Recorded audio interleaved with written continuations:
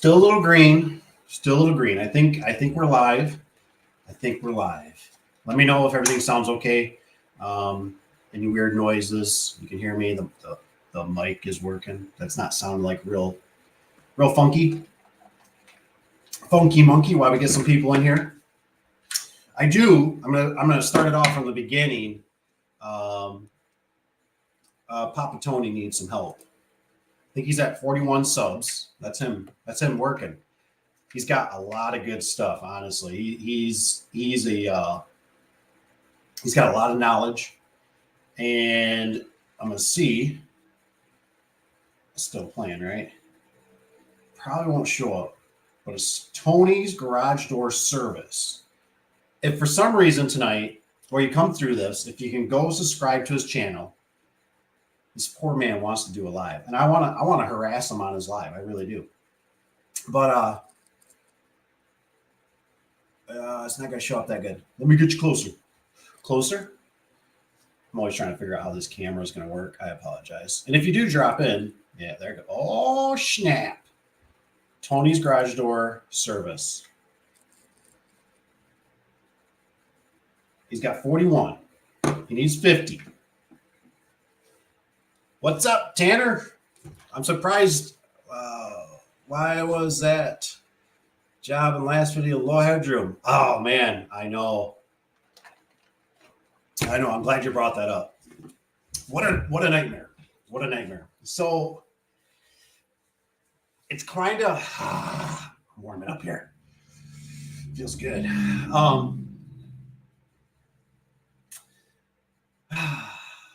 So my nephew. Caleb, great kid. One of those kids. I mean, I just never, even when this kid was, I mean, below my belly button, he was always out swinging a hammer. I mean, an axe, chopping wood with us. Any projects, just always out there, man. Always, and I always seen something in him. Anyways, as he's gotten older, I've taken him on jobs with me and stuff like that, and. He just doesn't complain, man. He just gets up there and just does it, right? And he asks questions when he needs to. He doesn't. He's just a great worker. Anywho, this was that job was for. It was like for his boss, because he does construction, does siding, probably roofing, stuff like that nature. But it was for like the boss's brother type of thing, right? And they're always kind of, how do you explain it? They're like that customer that's always kind of looking for a deal, right? You know, like whoa, can I buy it? And nothing wrong, you know, like saving money, all that kind of stuff. And I was excited because obviously that's going to be a job for him and he gets to do it. But I asked the owner. I said, so, and he goes, I think he got the whole construction thing from Menards, or he got it somewhere else. And then he got the doors, and he's like, "This is what Menards gave me." You know, it was one of those. This is what Menards gave me, and I was like, ooh. So I really, really tried to embed it into Caleb and the new guys out there that are doing stuff. That, you know, these are the moments you need to, you know, you got to slow down. You got to do a detail. I really tried to harp on them pretty hard about, you know, if you have any questions, and even for you guys out there, you know what I mean? They're starting in the business or that. Like I said, if you get something that just your gut, right? Even if it's just a fart, let me know. Text me, email me, you know, give me some pictures, you know, and I'll say, hey, you know, whoa, you better check this out, man. This is not looking good. So the detail, for one, he just hopped on it, of course, because it was like, hey, we can do it. I got a free weekend. Him and a buddy started it. That's why when I seen it, I didn't know what to say. I wanted to tell him, like, dude, stop. Be like, you're putting track up, because he had a few questions about stuff, and I wasn't there for the beginning, and I wanted to, you know, stop. You need to get this thing figured out. Like, that's not you. If it is you, it's going to be extra moolah. Because I seen a lot of hiccups. But anywho, like I said, Menards, that's what the guy said. I don't know how the low headroom got into the calculation. You know, so when I seen it, it was just like, you know, it's one of those, you know, the material's already there. You know, it's not my job. It's kind of, you know, I'm kind of just assisting. So it was like, it just, you know, one thing compound on top of another. Yeah. So it's a good example though, why you got to slow down. You got to take your time. You got to do your due diligence. And that's why I'm always kind of saying, it's like, you know, like in a nutshell, you know, if the customer doesn't want to play ball, then you just kind of go, you know, I'm out. I'm going to go golfing. I'm going to go fishing.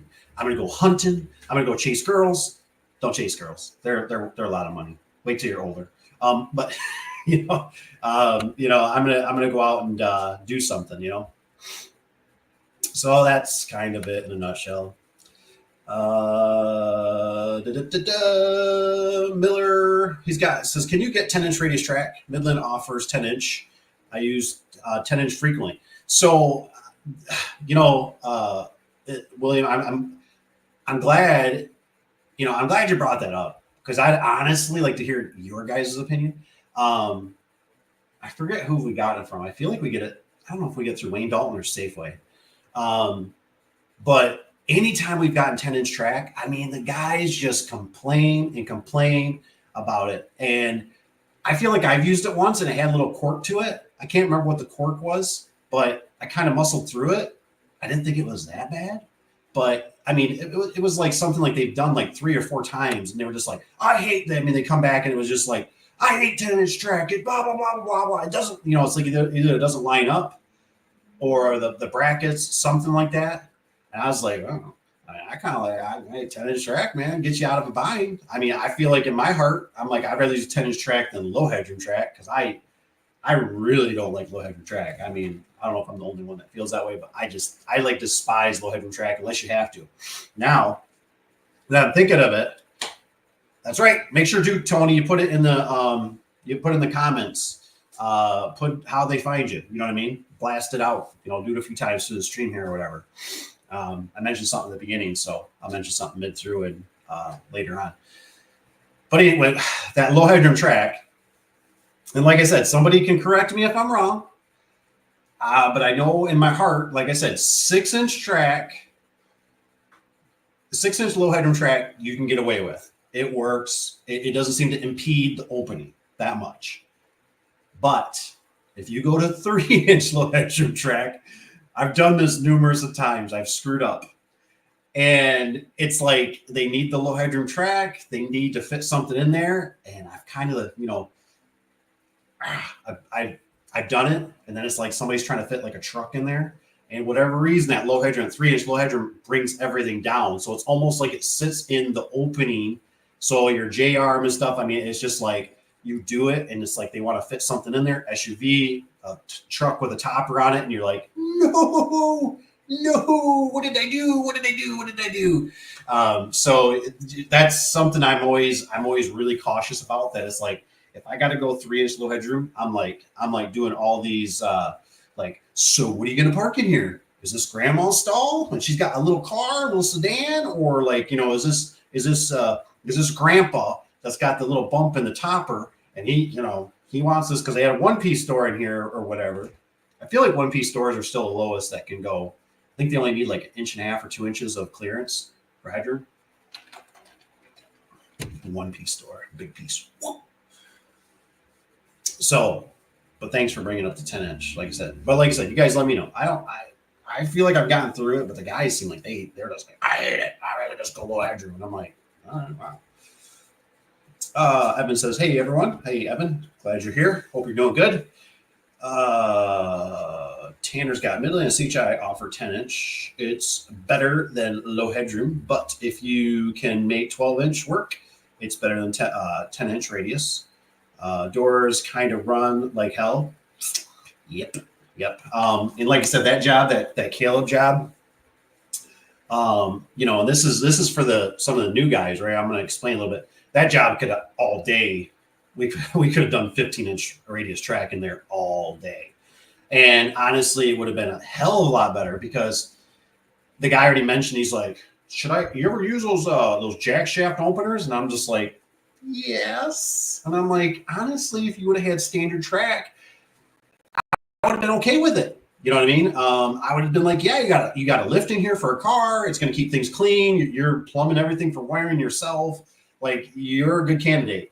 Um, but unfortunately, with low headroom track, I don't feel confident doing it. I mean, can I manipulate it? Yeah, but I always like the J arm to push that top panel because I've had it where the top panel, like the wind, it'll kind of go click click click click click click, and so I just don't feel comfortable putting a jack shaft opener, residential one, on you know, just on there. On low headroom track. So I was like, we're not doing that. And then, so this is what I wanted to point out too. We're at the job, and like I said, it was a couple Sundays ago, and we ran out of angle. I thought we had plenty there, but the Houdini or something. I just whatever. Right? I didn't purchase it. The customer purchased it, and the guy was like bragging. Right? He was bragging about like, I should bring some of you guys up here because I don't think it stays on the live stream too. Right? Because otherwise, I don't ever see him afterwards. I could be wrong. So the guy, we didn't have enough angle. We had to do a few things, and I'm like, I don't have any angle on my truck, So I'm like, whatever. And the guy mentioned, so we're looking around, and mind you, like I said, it's Sunday at whatever 5 o'clock, and I'm like, to find this angle, and the guy already is bragging, kind of like, yeah, I went to whatever, and I picked this stuff up, and I paid cash, and he was 12 gauge or whatever. He's like, he likes his angle, you know what I mean? And Caleb's calling around, and he finally, one place is closed. He's like, do you think Ace? I don't think Ace was even open, but he's like, Ace Hardware, and I'm like, dude, that's a real. Now, mind you, everything that we're doing there is a 2-man job, basically. And so I'm like, if he leaves, I'm going to be around here twiddling my thumb. If I leave, same thing for him, blah, blah, blah. And so I thought, well, I told him, I said, look, don't go. He's like, what do you mean? I said, I know, but I said, here's the thing, man. I said, it's at least a 20, 30-minute drive to wherever you're going. You got to buy it. I said, he already mentioned something about the angle. Make sure it's 12 gauge. I said, if it doesn't have the right sheen to it, if it doesn't have the right look to it, if it's not the right gauge, I said, you know what I mean? I just said, let's just hang this thing. I said, we're already running late. I knew his he was a little off on his time, right? Because he said something about I think he was going to go to youth group or something, which is good for him. But I kept looking at my watch, and I'm like, dude, we still got like another 3 hours. Like, I mean, we got all these things. I just know how it goes, right? When it's like you can slap an opener together pretty much, right? But it's like running the wires, doing the wall button. That's the stuff that adds up a lot of minutes, right? It's just like when you stack a door, right? You stack the door 3/4 of the way up, and everybody's like, oh my gosh, you did that so fast. And I'm like, I know. I'm like, well, here comes the slow part. And now I'm going to look like I've just been sitting here drinking coffee all day. And, then you got to fine tune everything. So I just said, dude, let's just hang this thing. I said, obviously you're going to come back. I said, let's, let him get it. I said, he knows he got it from. It's the right sheen. It's on him. He's like, all right, That's what I mean. He listens for stuff like that. I said, because I just had it in my gut. I went, this guy, something not going good. So,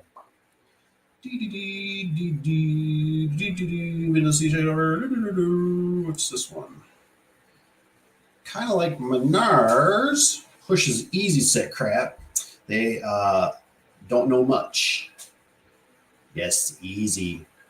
So I'm glad Tanner brought that up, because this is kind of like I said, I'm still kind of new to the whole Menards thing, right?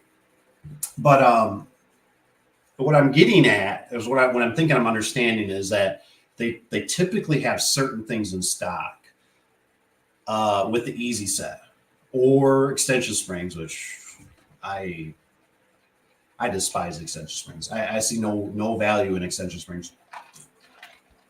I think I'd rather do rear mount. I mean, I just do not like extension springs.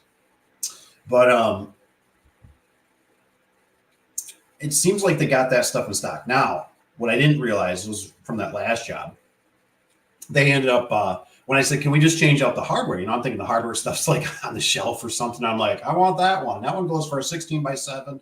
That's an easy set. I want that one. Here, you can take your extension." Mm-mm, mm-mm, mm-mm. It's like a whole package deal. The boxes are separate. That's not how they roll. Like, you bring doors back, you upgrade to this. This has got easy set. So dun, dun, dun. Yes, we got Tony. Check out Tony. He needs a couple more subscribers. Like I said, he's at 41. He needs 50. Let me double check here. Like I said, it's Tony's Garage Door Service. Just type it in. I think I just look it up as Tony's Garage Door on YouTube, and I see he's got the purple. Normally he's always got purple. Tony, you got to make sure you keep the purple going, because that's like your signature color. What's this one? Evan says, "I'm talking to a buddy about helping me install doors. Half the install rate is more than fair for paying him, right?" Ooh. That's so what is it? A buddy about helping me install doors. Install rate, half the install rate. More than fair? Yeah, I'd say so. It might be too much. Maybe some of the guys will comment on it, because, I guess what my first thing comes to my thought is a little bit here, that just take it for what it is, a grain of salt here. You always got to remember, like, you got more time into this stuff, sometimes. So, like, I think of my uncle. He's a great person. He's one of those guys that'll give you a shirt off his back. But he's like too giving, right? Like, any jobs they would do, he would split it with his kids. And I know we love our kids and stuff like that, but sometimes, maybe if the kids are, grown adults, and basically they're not driving because of certain things and laziness, maybe something, you know what I'm saying? Like, like, you're using your fuel to pick them up, and it's your tools. And, I'm hearing that you're going to the store and buying a new framing nailer and stuff like that. Like, I think more like not half. It's more like 3/4 goes to you and 1/4 goes to them. That's just me, because, there's a lot of stuff behind the scenes, dealing with the customer, talking to the customer, getting the right stuff. There's just a lot that goes into it. So, I just I'm a little goofy on that stuff. But yeah, more than fair. Yeah, I think so. There it is. Tony's Garage Door Service. Papa Tony, 5340, or Tony's Garage Door Service. Check them out. It's got some good stuff. I could have definitely used. I brung my helper, aka Wifetron. I had to do bottom seal, and I was thinking about that tool. You have to check it out. It's on Papa Tony's. It's on his channel. He's got it, man. He's got the tool. It's a great tool for bottom seal. I don't know if there's a certain name, Tony. Is there a certain name for that thing? Is there like called like the Weather Seal Dominator or something? I don't know.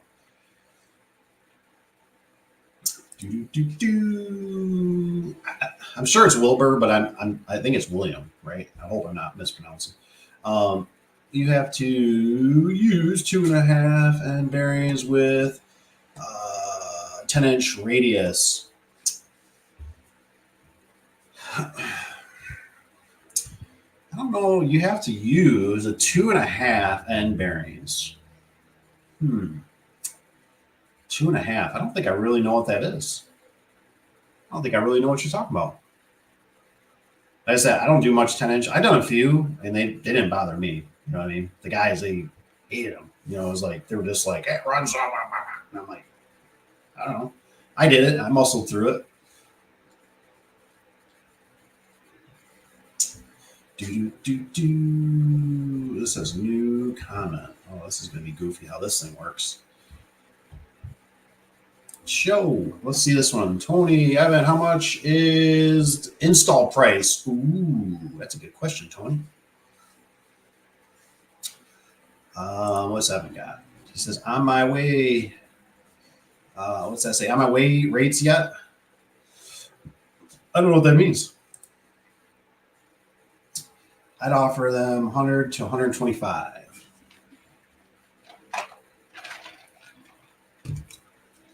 Yeah, some people like on residential, excuse me, I don't know, like they do square foot or if you just want to do like a kind of a set. So like when we did Lowe's, they just had like kind of a set price.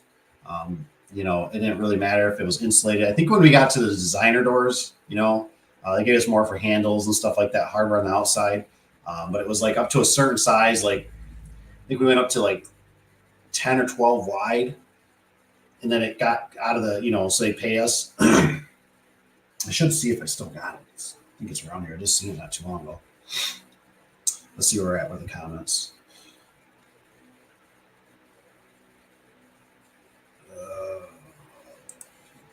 Evan's got, he says, 20 for my buddy. It's cash money, baby. You got to remember, it's cash money. I'll just take a glance in here while we're kind of chit-chatting here first. I swear, I just seen something that I was like, don't get rid of that.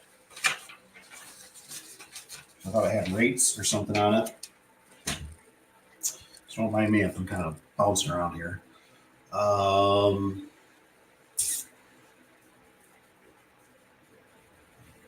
Tony says, yes, you got the job. You are the owner.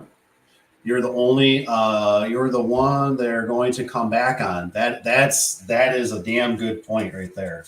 That is the problem. That's the problem I've had like with subs and stuff like that too, is that, they do it, but they can't normally get back there in a timely manner.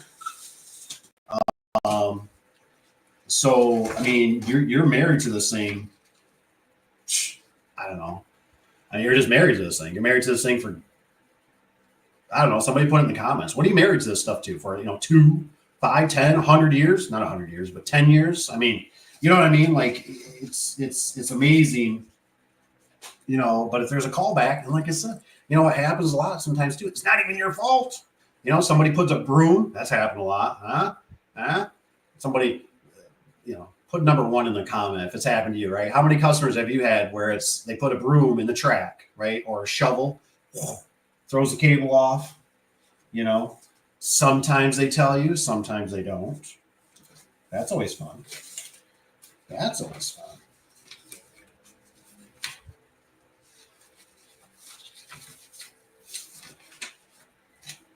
So these are install price, but these are cologne. No, I don't think this is a 704. Oh, these are actually install price. That ain't gonna help you. That might not be what I wanted. What's that we got? Tony, I think you got to adjust your name on your business Facebook account. It took me a minute to find when I was looking for you because it also comes up as Tony Miller. Yep. I think it's like the donkey sometimes or something. Oh, the weather seal. Okay. Donkey something. That's right. I think somebody was talking about it's called different things. What is this? I don't know what that is. There's Tony. What's Tony got? Evan, where do I find that to change it? He says I can't find it where I change it in my business Facebook. That's a good question. I'm not, like I said, for me, I am not the best Facebook guy. There's no doubt about that. Labor. Boy, I wish I could find, so this is, oh, here we go. Back in 2017. So we got 35. This is a pre-site. Basically, I call it a detail. New construction. Oh, here's the words. Oh, ad. Maybe Tony will get $1. Maybe his video is done. His video is probably done. So right here it says a new construction basic residential garage door installation door up to including 10-foot wide doors. So $166. What's going on here? No, my camera's messing up. We got 262 new construction door up to including 10-foot wide doors. New construction doors over new construction wood commercial labor retro 10-foot wide removal. Looks like we got 72 add for door removal existing door and hallway 95 retro additional labor options.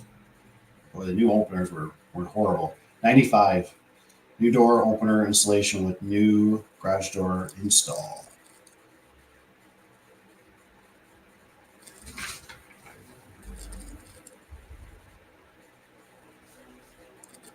Huh.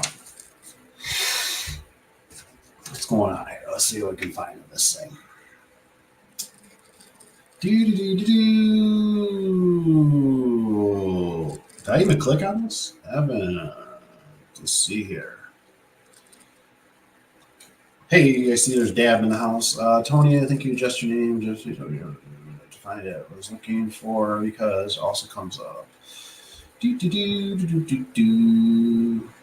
I miss this one. It says, Evan, where do you find a change? Tony. Got to do dashboard, go to creator support, give your option, adjust name.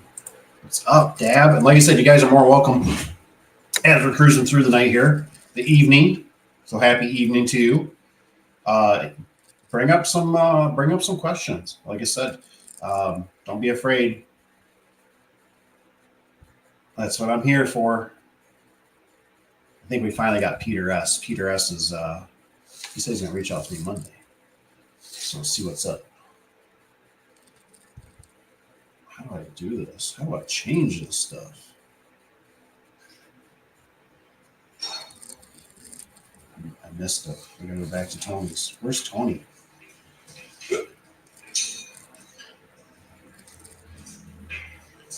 Garage door. Don't mind me.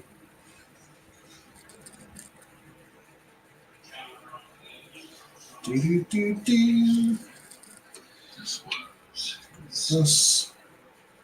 Look at this. Let's see what else we got here. 87. That's a month ago. We'll do this, go like this, go like this, and hopefully it works like it should. All right. Oh man, you're smoking? Oh man, you gotta quit. That stuff costs money. That stuff costs too much money, man. That stuff will that'll slow you down, man. So anywho, let's go over some of these. Let's go over some of these rates. Like I said, these are back from the 2017. But you get a list, right? You get a list. It throws me though. It says new garage door opener installation with a new garage door install. So there's 100. Dual track, high lift, add door rate 55. Add keyed handle locks. The keyed handle locks, I remember that. That was ridiculous. Got like, I think it was like $24. Okay, I think I see what's going on here. But I tell you what, for an outside keyed handle, 24. I think it was $24. Jeez, $24. That was always such a crazy.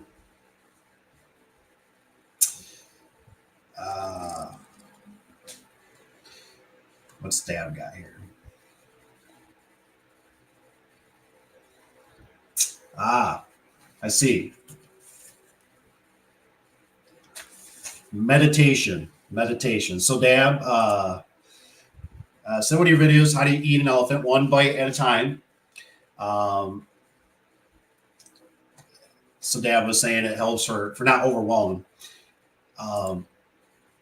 Something to think about. Like I said, since there's not too much in the comments, like I said, we'll roll with the punches. And like I said, if you guys got any questions, throw them in there. Like I said, I love anything. But I guess in a nutshell, and I know there's some guys out there that would agree with me.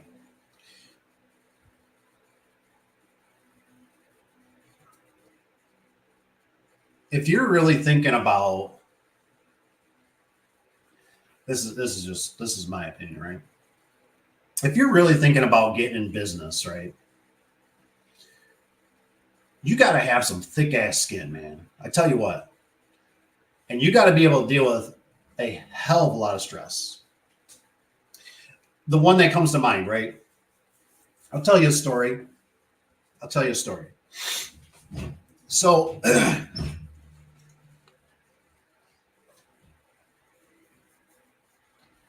remember one time I got the guys working, right?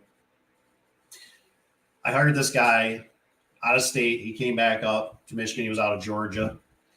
Came up to Michigan, and the guy, my foreman, like I said, this dude's got more. He's got like 20 years of experience with it, right? But his attitude sucks. Anyways, we're drowning. I've told you this before, like in business, it's like that. It's that vortex, right? We had so much work. I couldn't even keep up. I could not keep up. I mean, I'm doing, 14, 17 hours a day. I can't even keep up. I just cannot do it. So he brings out one of his sons, and then he has even a younger one. And so the older one pretty much knows what he's doing for the most part. He's learned kind of from his dad. But like I said, the apple doesn't fall far from the tree, right?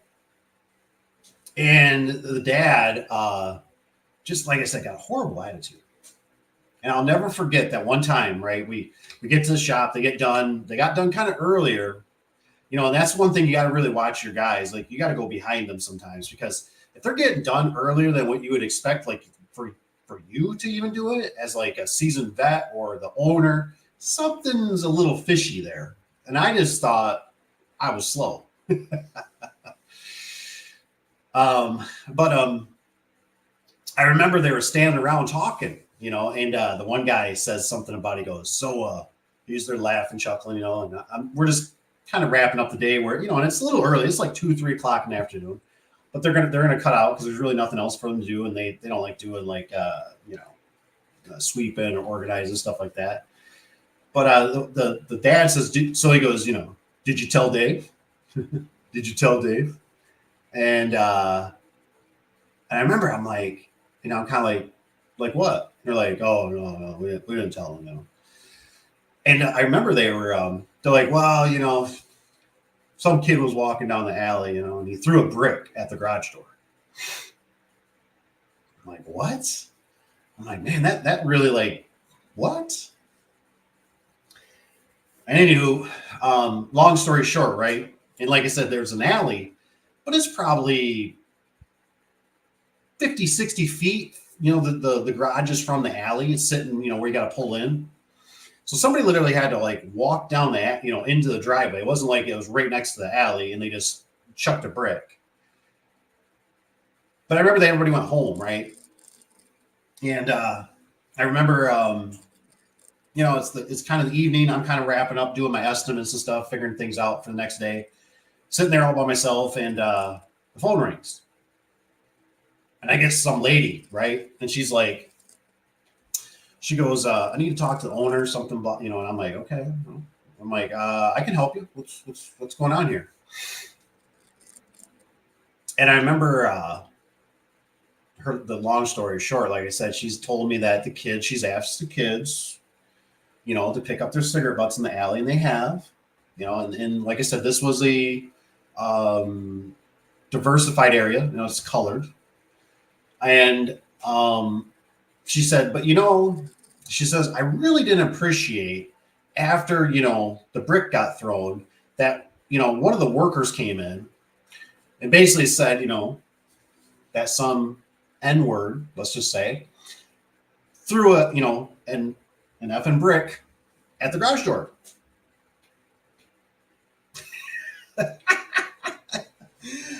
I thought I was going to be on the 5 o'clock news. I was pale white. What do you say to that? How can a worker go into somebody's house and say that just bluntly like that? You know what I mean? Like, you just can't do that. You can't do that. And I'm like, just like at the point of like, you can have the garage door for free. I will give it to you for free. I will actually refund you. Like, I will pay you on top of what you paid for you to never, ever know who I am. You know what I mean? Because it's just like so bad that I just like, what do you do? What do you do? And she said, well, I'd really appreciate if some, like, could we at least get the panel replaced? And I'm like, absolutely. Absolutely. And I started, it's one of those things, right? In business, if you're, you guys know this. If you're in business, you know this, especially if you've been in business for a while. I'm just laying in bed, and it's like the whole night is wrecked, right? I can't even, like, you're sitting there at dinner and you're just like a zombie, eating your food, kids talking to you, wife's talking to you. You had a good day at school, okay.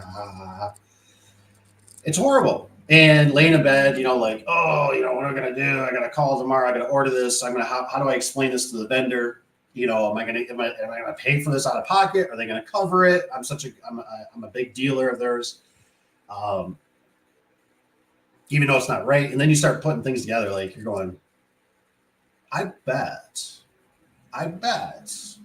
the fact that the worker went in there and said that word and said that stuff and approached the customer like that, which was totally wrong, totally rude, should have never happened. Who's to say they didn't instigate something outside when somebody was walking by? Right? I mean, it makes sense, doesn't it? Like, I mean, what's the odds that a kid, but he waited, or kids in the alley, whatever, waited till they're in the garage, which you had to go around, a fence and stuff to get to the man door and the back side of it and everything, and said, oh, they want to talk to, me like that or whatever, watch this. Threw a brick at it. So anyways, some time went by, a couple weeks, whatever, we get the section in, we go out there. And of course, I realize that the employees are not changing out the track. That's how they're getting the doors in so fast. So they're not changing out the track, the same thickness, whatever. And I'm just like, geez, I mean, what was the worst thing though is the next morning, it's a horrible feeling to feel this entrapment. And that's why I put it out there as to, possibly use caution. Because, like I said, you guys understand this if you're in business. You got employees, you've had employees. Typically, the wives don't get it. Nobody really gets it unless you're a business owner. And, it's like, just fire them. Just fire them. It's like, well, it's not quite that easy. I got all this work lined up that I promised. I shook other people's hands and said I'd be excited to do this. I'm happy to take care of this, and in my mind, I like, I need to feed my family, my extended family, employees, workers, blah, blah, everything, right? The whole ecosystem. And, I got so much work that I'm working 17 hours. I might as well just work 24 or maybe 20 and count the weekends goodbye. So it's really tough. But anyways, the next day, right, I'm on the phone. We're working out of our little trailer, before we had the office there, right next to the shop. Working out a little enclosed trailer. Had a nice little, it used to be, must have been like a foreman's trailer or something. It had like drawings, like tables in there. It's pretty cozy. So me and the old secretary were working in there, and like I said, she was a biker chick. So she was a hound dog, man. I mean, she would track money down. I mean, she was right to the point. But anywho, I remember I was on the phone with a customer, and one of the kids, walked in, And I remember she was off the phone. So she said, mentioned to him, so who's the one that mentioned this inappropriate word? And I remember the guy saying something about, he goes, I don't see what the problem is. He says, so what, is her husband black?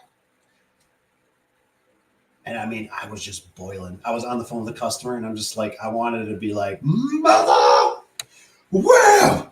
I just grab him by the, punch him in the face. You know what I mean? And I couldn't. I was stuck in the vortex. I still had stuff they had to get done. They eventually got weaseled out. But anywho, like I said, a little bit of a rant offwards. But like I said, what I'm trying to explain is sometimes what I'm trying to explain to the younger generation a little bit. Sometimes it's not bad. To be honest, there's a part of me that kind of misses working at a shop in the time clock, right? I do miss the time clock. Is that Tony's? What's playing behind me? Oh, there's that tool. There's that tool. Sorry, squirrel. But like I said, it's just something to think about. Something to think about. The whole ecosystem of it. It seems like it's getting harder to find good labor. So let's continue on. Let's see what's going on. I see Rusty's in here. He's tearing it up. What's up? What's up, guys? How's Rusty doing? Hopefully Rusty's doing good. So Rusty, obviously, the one job's all complete, right? The 7 doors, complete. Done. I did see your email about saying something about how rotted it was below the windows. But those were vintage Wayne Dalton garage doors. And you threw them away. I think Tony's got a video, too. He just did a Torque Master. Me and Tony, we're going to go at it, man. I mean, taking out the Torque Master? How dare you? I really still don't know for sure how long the Torque Master lasts. I do feel like it's under what a normal torsion spring. Not much, Rusty. You in the shop. In our shop, loading the truck up for tomorrow. Nice. I tell you what, man, it helps a lot. A lot of guys don't, kind of don't believe in it to some degree. But I tell you what, I always slept a lot better when I would load up the truck the night before, because it gave me the time to call a customer if I needed an angle or something was goofy or something was off, or torsion tube, rob Peter to pay Paul, things like that.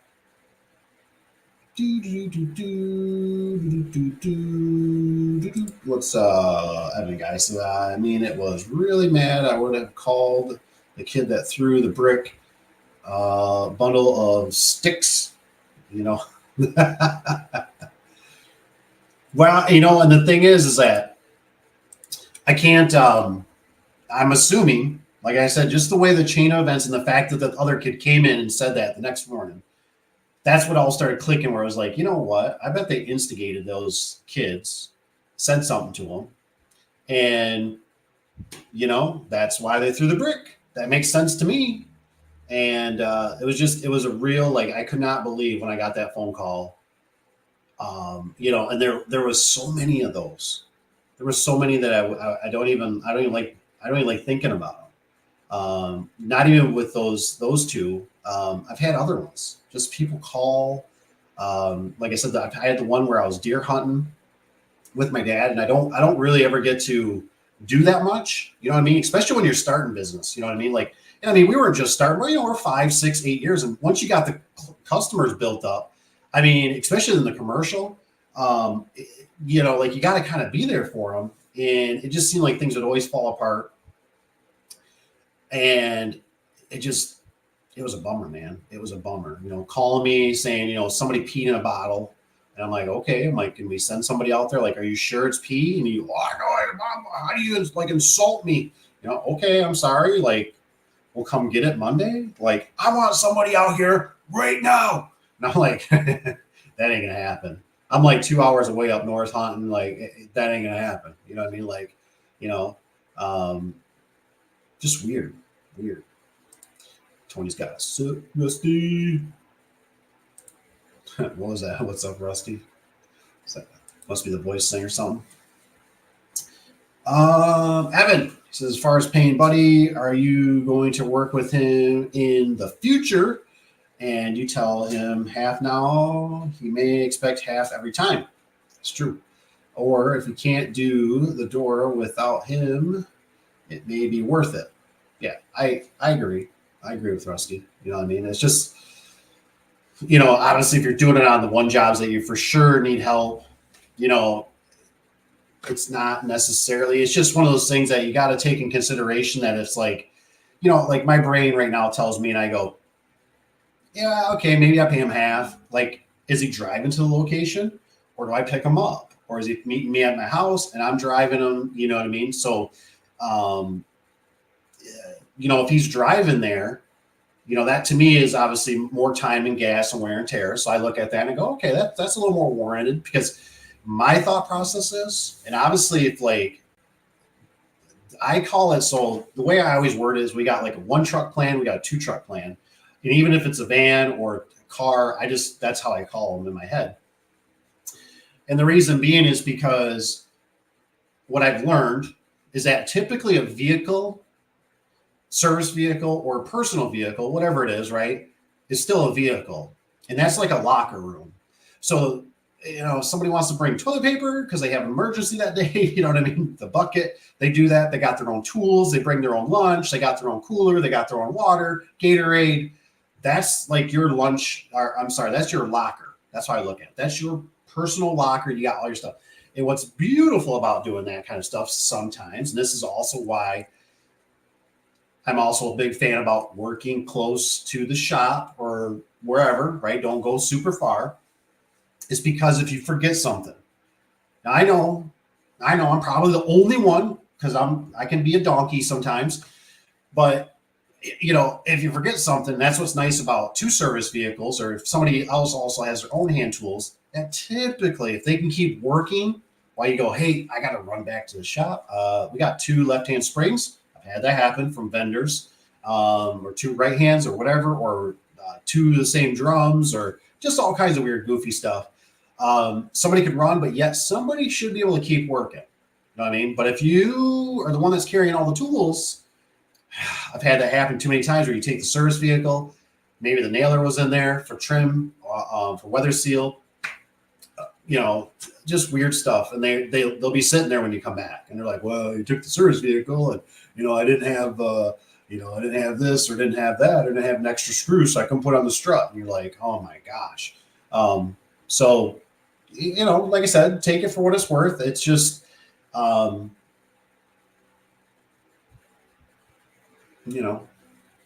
might make it easier, might do a percentage. And plus, I don't know if he's also going to learn to do it. So maybe he could take over or he can leave his job or whatever he's going to do. Tony, what's this? Tony remove the 6 spring center brackets that multiplied in my toolbox. What's that? So Tony,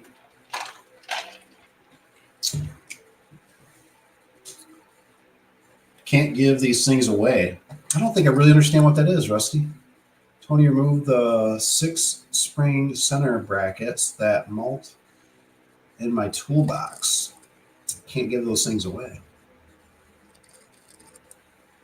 All I know is what I've at least experienced in our area is that when you buy those, like you buy the tool racks for inside like a van, man, those things go down in value tremendously. When you buy them though, if you buy them new, primo, I think it was like $4,500 or something to build out one of the vans.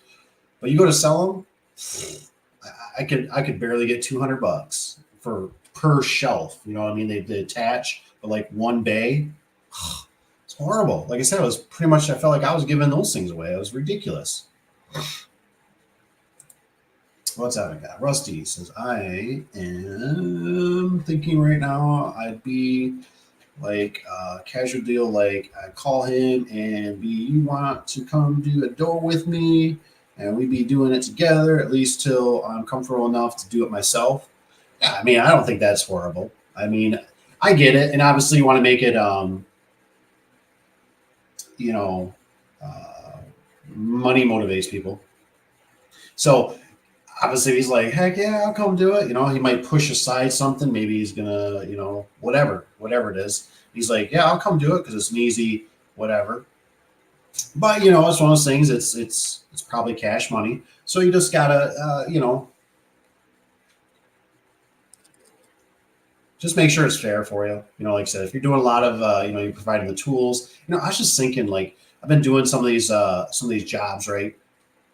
And I already got like 2 or 3 tools that I cannot find. Now, on the one job, I know Cookie ended up putting the tools away, and I screwed up. I was like, I should have just told her, put them on the tailgate. Don't put them anywhere in the truck. Just put them on the tailgate. And she put them in the bins, and I'm still missing my ratchet with my socket for doing like springs. I'm bummed, man. I'm like, so I lost a ratchet. I lost the socket, and I'm just bummed. I'm like, dude, that cost me time and money. I'm like, where did that stuff go? So, those things add up. Let's see if I can update this.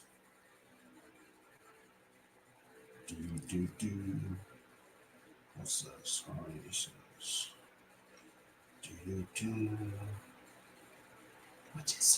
What is playing now?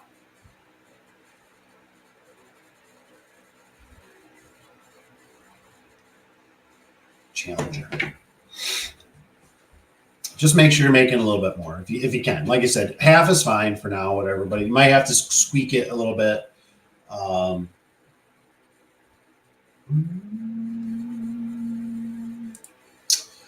No, Dave, we are trimming all 7 doors on Tuesday. That's right. I do remember you. I remember that now.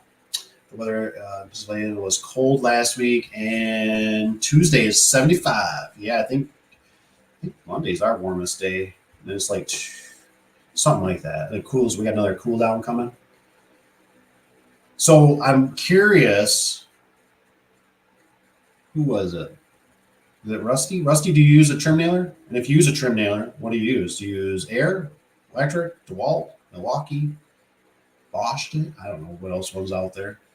I'm so, like I said, my old DeWalt ones have just still been holding on, so I still use them. And it says this guy has 2 young kids too, so I don't expect him to be fully committed since we're both still working full-time jobs. Yes, the weekend, baby, the weekend hustle.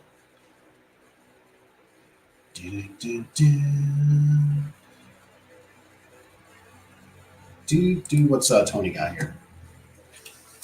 Says, come on now. How many people carry springs on their trucks for Torque Master? I think nobody, honestly, Tony.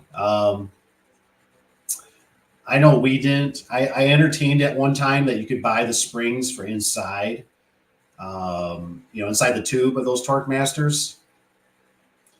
Even being, it was one of those things weird. Even being a Wayne Dalton dealer, you know what I mean? Yeah, I just order them if they wanted to go that route. But, it was always a turnoff because I tell them, I say, well, it's going to be, it'll be about 2 weeks by the time they come in. And no, we could get it the next week pretty much. It just depends on when we place the order and if they had it. So it'd either be like, if we caught it on like a Wednesday or something, we could have it next week, Thursday or whatever. But typically people, I didn't really encourage it. I was always like, otherwise I'm like right here, right now, I can just do a spring conversion. And they were like, okay, like, do it for whatever that time, $250, $300. I don't think we were over 400 at the time. And people were game. Plus I like the torsion. I like torsion springs. And I think, honestly, the Torque Master, I always like the fact that you can see a torsion spring broke. And I think the Torque Master, I've heard rumors. One time somebody told me this. I don't remember if it was a salesperson, but they were kind of like, they couldn't quite say. They're like, it ranges between 8,000 to 10,000 cycles. And I thought, that seems about right. Because I think it was somewhere between like 10 and 12 years. is where I'd see those breaks, sometimes 8. But then the torsion springs were always more of a heavy 12, 15, 16 years. So it always seemed like the Torque Master was always breaking a little sooner than I thought with a regular torsion spring. What's Tony got? What you got tomorrow, Tony? What you got planned for tomorrow? I see Dabs here. He says, I try hard to be perfect. Trust me, nobody's perfect. Don't worry about trying to be perfect. Just try to do a good job. This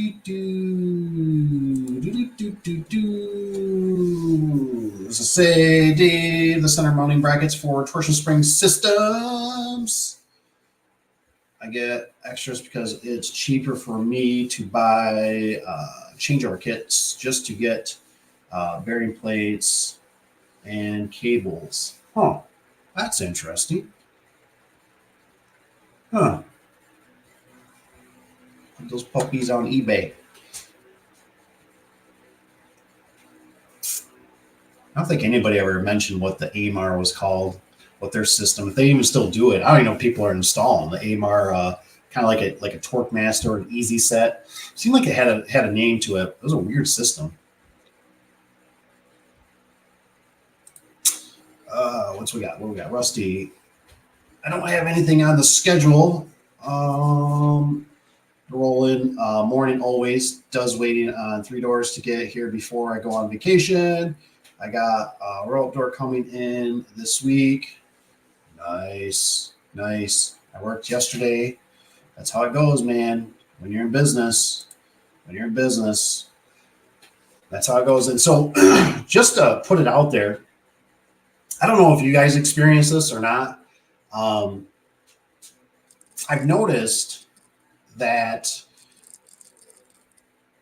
at least in our demographic, but so it seems like Friday, right? Friday comes, and Friday's kind of like a slammed rush day, it seems like, because I've gone to customers before, especially during like the summertime. It could be anytime, really. And they're like, yeah, this thing's been broke for 2 weeks, but I really want to get it working because I got to get my snowblower, or I got to get my riding lawnmower out. And I'm like, you called on a Friday? It made it sound like this was a big ordeal, and it's been broke for 2 weeks. Oh, okay, sure, not a problem. So I've noticed that, right? You get the Friday rush, it seems like. My one buddy kind of taught me, and we've just learned it over the years too, is that, I never thought about it this way, but, you got the weekend, right? If you got 2 days and you think about it, right? You got customers out there that are hustling and bustling and going to the grocery store and going to family and kids events and all this kind of stuff and going to the beach and blah, blah, blah, blah. Garage doors, boom, boom, boom, boom, boom. We're going up and down, right? You got 2 days that nothing's being done. No productivity, nobody out there servicing, blah, blah, blah. And bam, broken spring, cable, door went crooked. Somebody put a broom in the track. And, then some do, some wait, some call, right? For instance, actually, I forgot I had a what was it, a rental that just this Saturday was 2 broken springs, and so there you go. You know what I mean? And then it rolls over. Now it's Monday, and so then it's you got the weekend.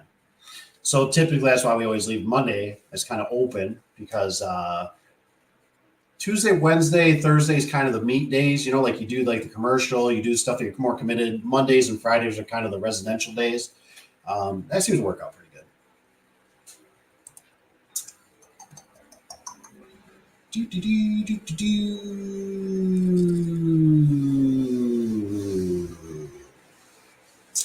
There you go. So that's why. So Tony says, if I'm not doing garage door stuff, I'm mowing rental properties and properties I have around the area. And I would agree. That's why I like the rentals, because there's filler. I normally always have one in the back burner. That's for, that needs whatever trim done or something like that. If it's not in a heated market where it's got to go on the list. So it's nice to have that filler. But when I'm heavy in the business, That's the waste of time to make sure you get the oil changes done, make sure that you get the tires, you're ordering tires, which actually there was a truck I was supposed to look at. No, I just thought of to see because winter's coming. Sharpen the blade, baby, right? That's how it works, right? Sharpen the saw because it's coming. It's coming. That's why I always feel like we're tow truck drivers and we are firemen. That's how I always feel about it. We are, because if you're if you can't be here in a couple hours to fix my garage door spring, I'm calling somebody else. You know what I mean? There's the tow truck driver, right? Because you know darn well, if you were on the side of the road with your family and you call the tow truck company, he's like, I can't get there probably for 3 or 4 days. We're pretty busy right now. And you'd be like, I'm calling somebody else, and then it's that fire truck guy, right? When the fire trucks get there, their hoses are all neat and clean and that, right? Well, that's how business is when you're doing, you got to get out there. You got to, you need all the right parts and tools and nuts and bolts. Your batteries got to be charged. Your tools got to work. You got to have all your wrenches and stuff.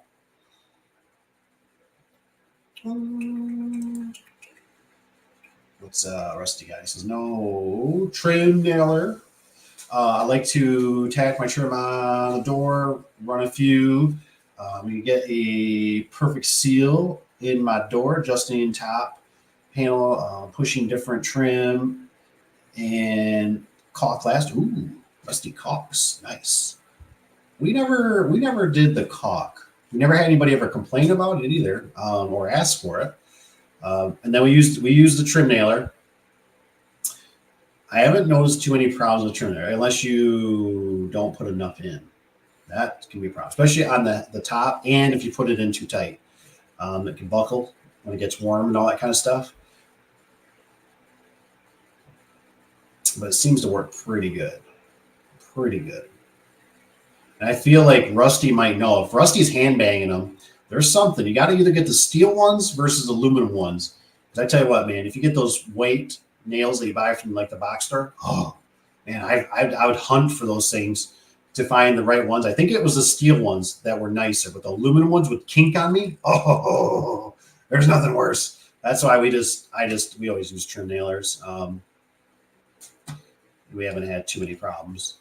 I feel like I've seen a couple that rusted maybe a little bit, but they didn't like drip rust or anything. It's just if you look at them real close, they are galvanized, but. I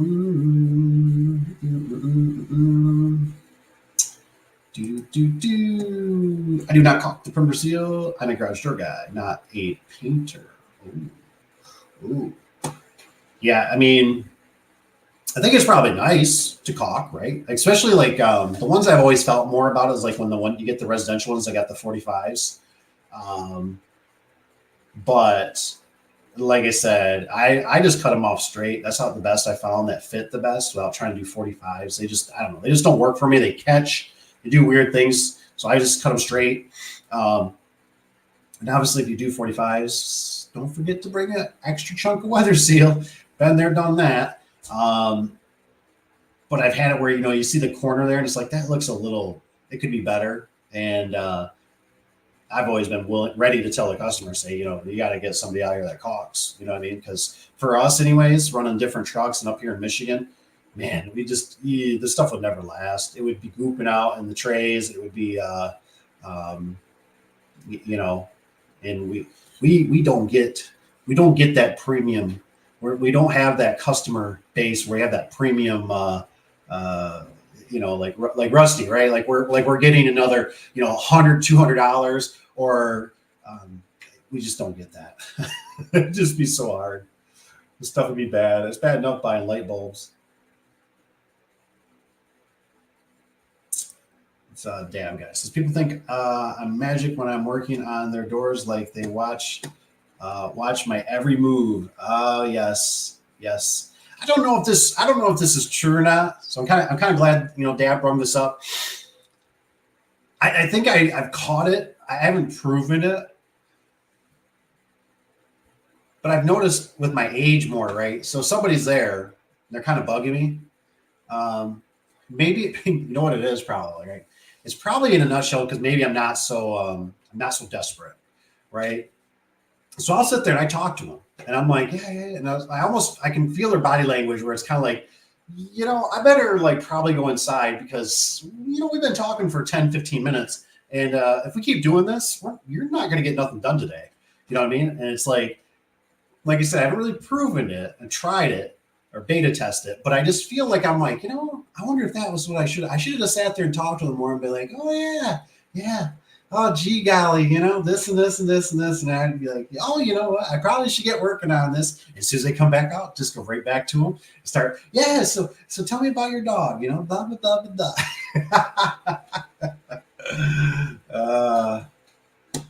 I know it wasn't too long ago, before I kind of retired in a sense, that I remember a lady offered me. I'm not a big coffee drinker. I like caffeine. I like the pop, but she offered me coffee. I was cold. It was a winter day, and I said, you know what? I said, I'm. She said, well, she was a sweet lady too. She was so nice, and she just said, here, have a seat. So I sat there right at the table, my cup of Joe that she gave me, and I just sat there.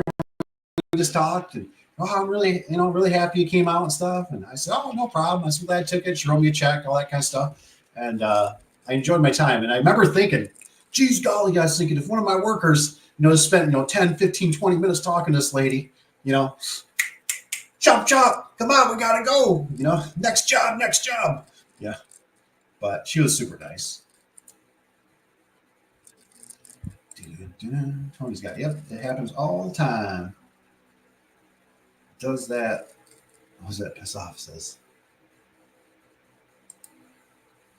Oh, for the people.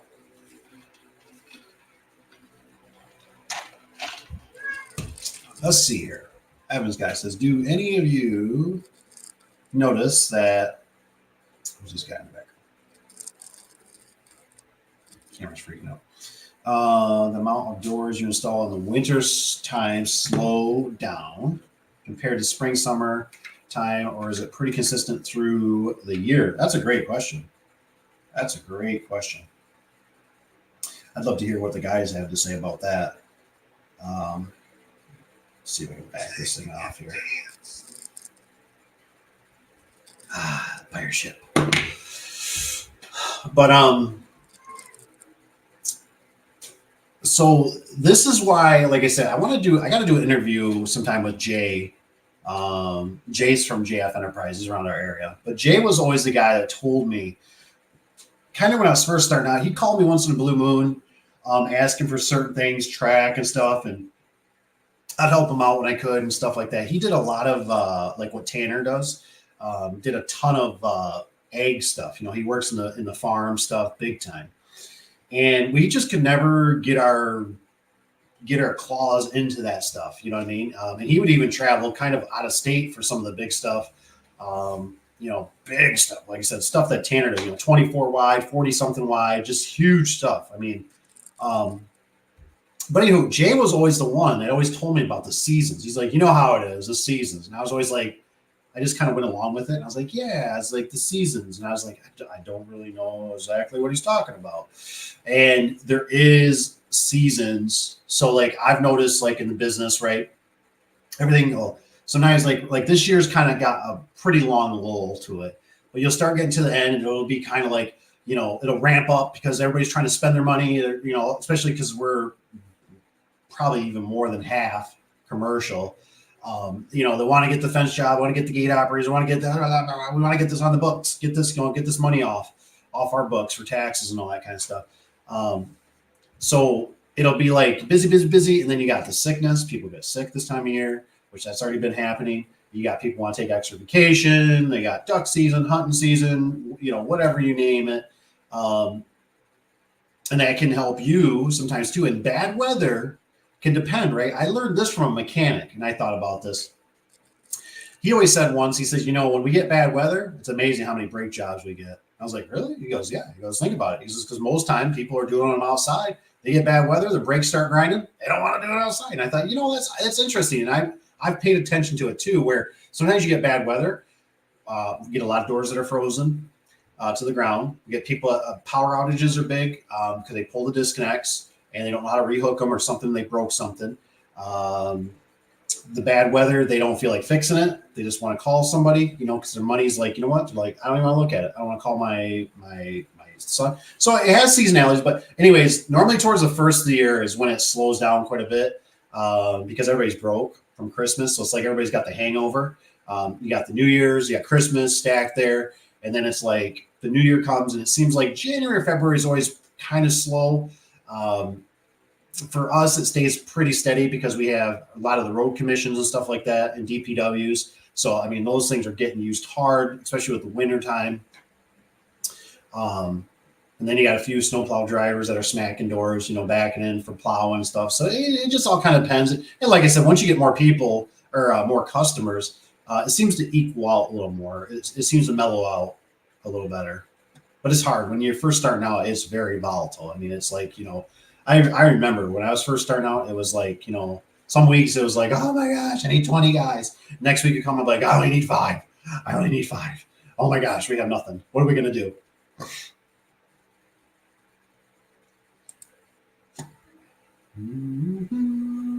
Tony Evans, cold wintertime. I don't want to be out there. He says, I try not to sell them unless they truly need them. That's right. Tony's got it right, man. He's going down south. Staying where it's warm.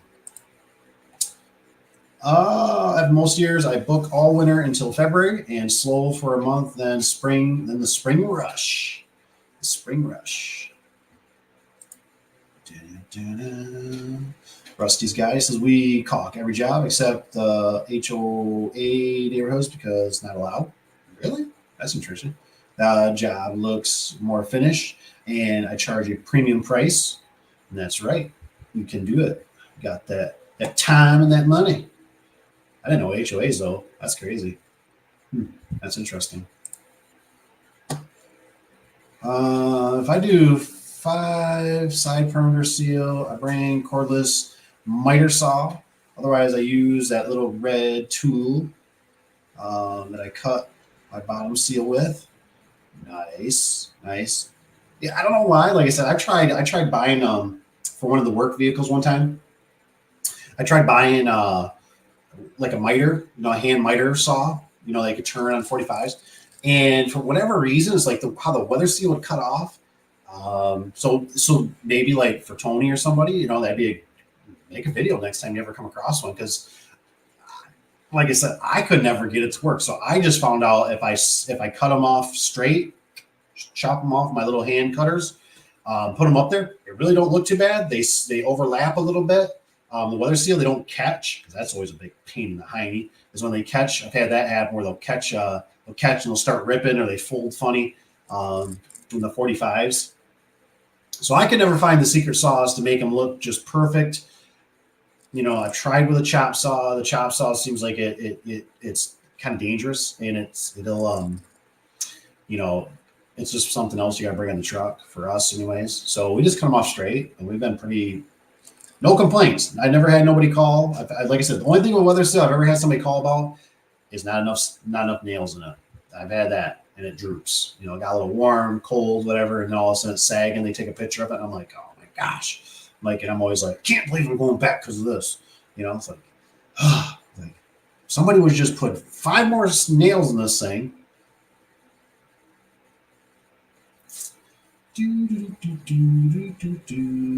What's what we got? I use painted screws or painted to match seal for trim. I install top first and trim sides to fit tight. Yeah, I don't think I've ever used screws. The screws seem like they I don't know how you use the screws unless you're pre-dimpling them or whatever a little bit, because it seems like the screw head would stick out a little bit. So I really like our trim nailers. Our trim nailers have worked really good, but I always like to carry hand bangers because those trim nailers, I still remember, man, we were up north, right? We're doing one of those jobs I tell you guys about, probably an hour and 30 minutes away from the shop, one way. We're over there, we're doing some stuff, right? Bang, bang, bang, right? Whatever. The contractor comes over. The house, the garage is separate. It's a little ways from the house. It's like on a dirt road, whatever. The other guy, he's doing siding or something, the contractor, he comes over and he's like, man, what is that you're using? I'm like, oh, this is a electric cordless trim nailer. He's like, dude, he's like, that's badass. And I'm like, I know. And I'm always one of those type too, where it's like, if I find a new tool, I'm just all giddy, right? I'm like, I didn't even know that existed. That's great. And so I'm like, here, and then we had some wood or something around the corner. I'm like, here, man, try it out, and he's like, yeah, he's like, dude, I gotta get me one of these. And I'm like, I know, isn't it sweet? And it was my business partner. It wasn't even so much me that was getting all, let him try. I was like, 'cause I gave it to my business partner. I was like, hey, man, let him try it.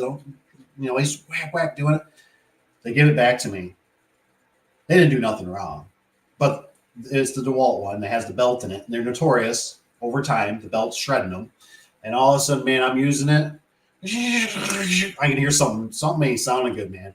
All of a sudden, it stops halfway through the job. Mom. Oh my gosh. And I'm telling my business partner, I'm like, don't you ever let somebody use this trim nailer again, man. I was like, and don't you ever talk about it. Now I'm completely joking. You know what I mean?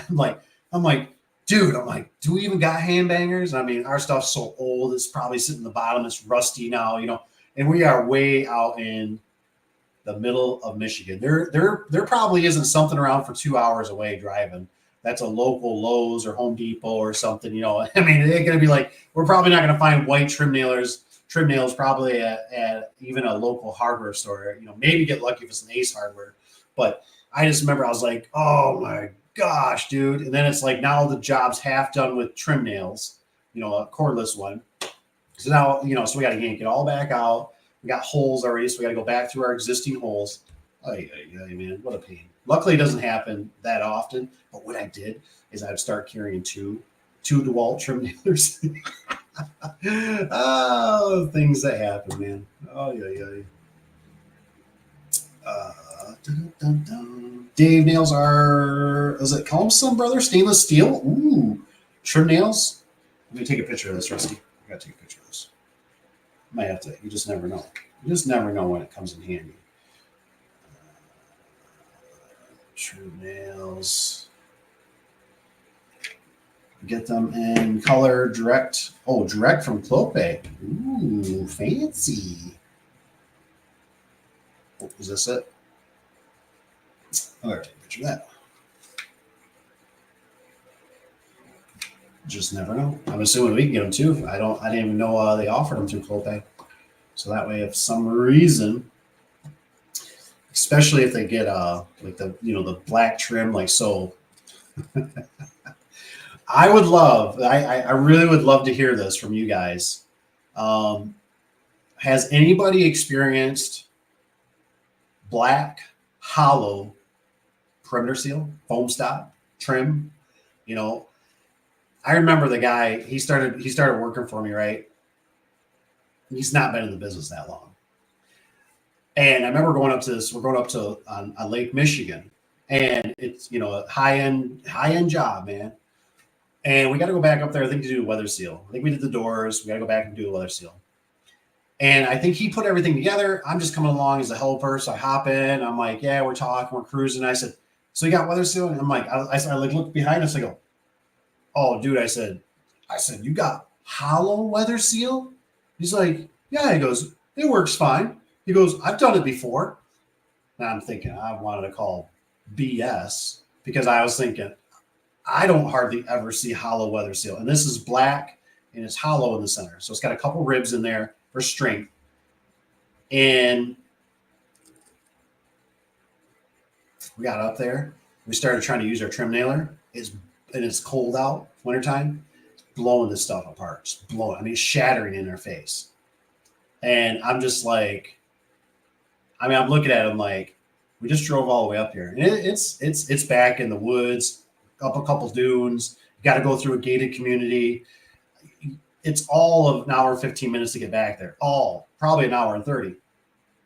And I'm just like looking at him like, you're an idiot. Like, how could we come up here with this hollow black weather seal? I would never, I don't ever see, I would just like to hear your guys' opinion. I don't see any benefit. No benefit, except it saves the manufacturer money. And so, sorry, customer, we had to pull out our trim nails. And of course, now that we go up there the second time, now now Uncle Dave is in like serious ticked off mode, right? Like I'm like, we're bringing everything, man. We're bringing the machine gun. We're bringing everything. We're bringing everything. So I found that I went to ABC Roofing Supply, and they got handbangers black because like nobody else has black ones. So I get those. We got a trim nailer. We got solid weather seal, solid. I think we bought it from. I think those were Clopay doors, and we got them from Wayne Dalton. I think we got the weather seal black from. I think maybe Clopay is the one that sells them. I think, can't remember for sure. But that hollow weather seal, junk. Just junk. I don't know what's the point of it. I just Tony says, Rusty, you got from CPA, don't you need to check out Service Spring and Denko? Ooh. Clopay. Is that what he meant? Is that what you meant, Tony? And Resource. Resource was kind of a hard one.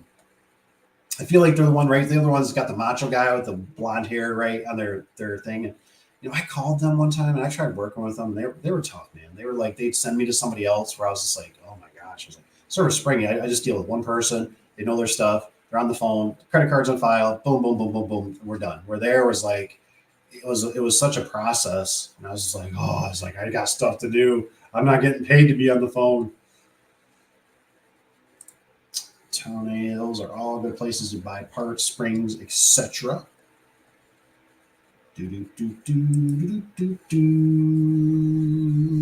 Rusty says, Dave, I'm sitting in my office and my garage light is, and a customer just walked in. It's a local police officer, and he saw my door open and wanted to see if it was locked. Well, that's nice. If the local, that's kind of reminds me of the it might have been last year, right? I think I was doing a YouTube video, and police officer pulled up on me because the gate was open, and I had my truck parked there running with lights on, and he was checking in.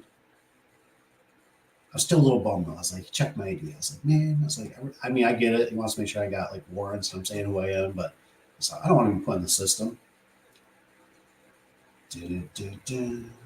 So now I make sure if I go to the shop, I pull in, I shut the gate.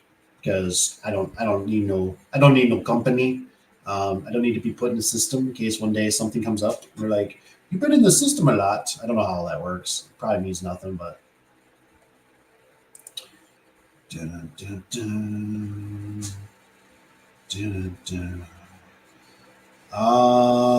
Tony says, Rusty says, I got better prices through Clopay, and I can pick up anything carry same day if I call them. Well, sometimes it's all about the service, right? That's what we always talk about, the dealership, the service.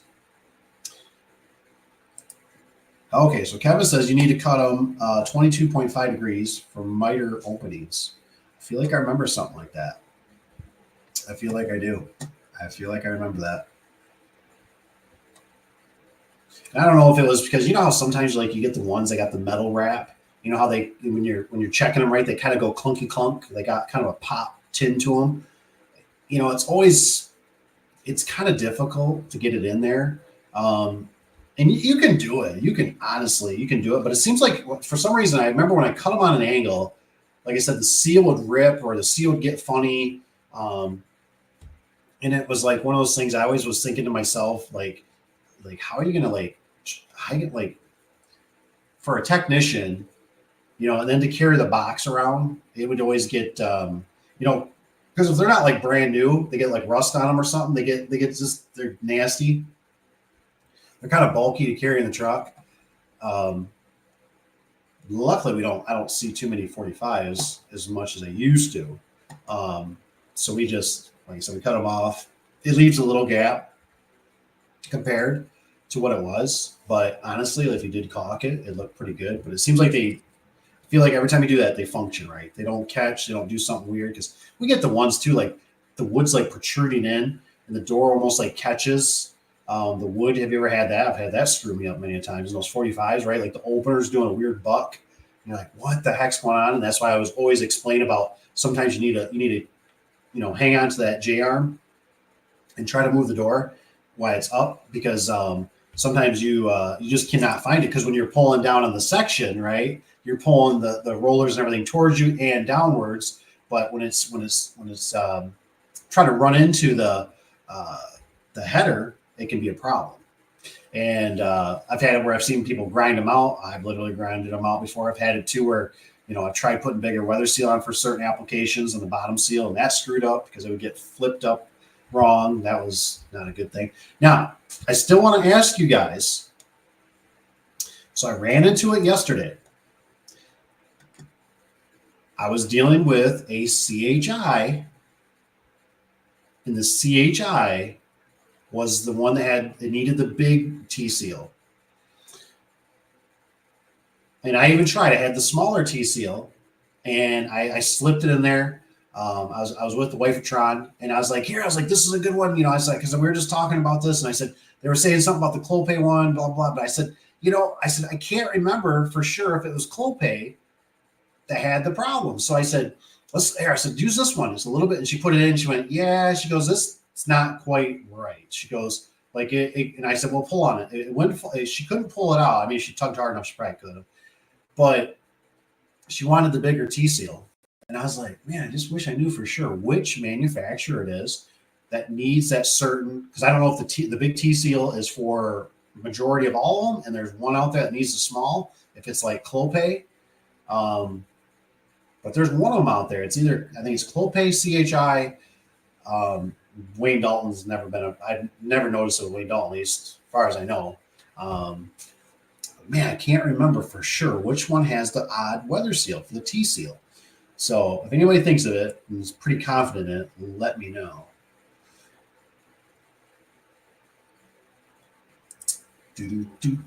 Tony's got nice.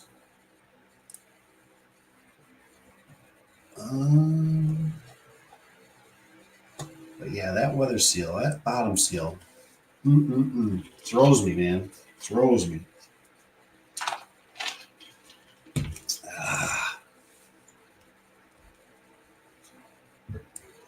I forget. Does Tony? Do you do doors down in Florida while you're down there? I don't know if you do any garage doors down there at all, or you just kind of relax and enjoy the warmer weather. What time is it? 7:13. Nice. Oh, and if you guys, like I said, if you got anything, let me know. Otherwise, we'll cut out sometime here. Jump on here. Make sure this is working. There we are.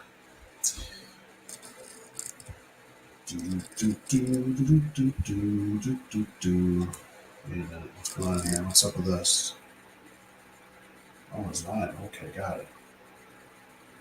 Got it. Perfect. Oh, and two, don't forget, you guys. I forgot to mention, if you don't mind, hit the like button. This helps bring more people in too. More algo. You know what would be really cool? I seen a thing here, a post. I was thinking, it'd be kind of cool. Like, I wonder if there's anybody that's doing, there's people down there. It's got to be like in Florida and North Carolina and all the stuff in between that are doing. Anybody know anybody that's doing garage doors that's helping out?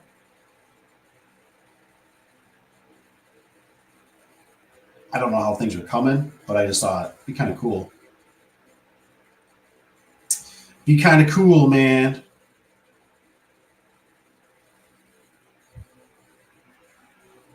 What's Kevin got? Kevin's got, so I put top on, then size, then cut, miter, long, snap, into no gaps then. Looks nice. Looks nice. Well, if you ever get a chance to, Kevin, make sure, if you can, either take a little video or snap some pictures of what the tools you're using. Are you using just a powered? Because we would, the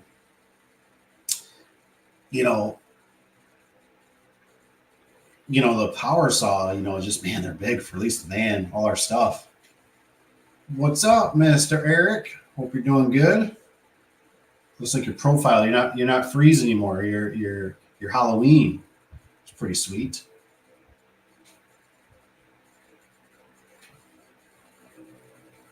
That's crazy how Halloween is coming up, man. It'll be here before we know it. It'll be Thanksgiving.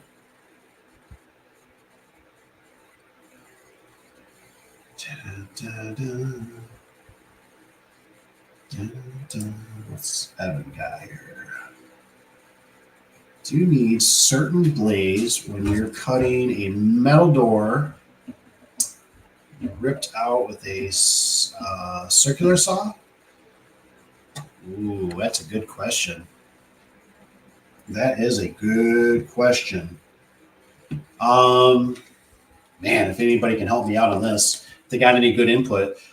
So here, I mean, I've done it like I've cheated and used a blade backwards. I've done that. I've used a concrete saw. I've done that, burning it through pretty much. If you got to cut like certain things down, I think there's certain blades out there. Was it Dominator or something like that? They do something like that.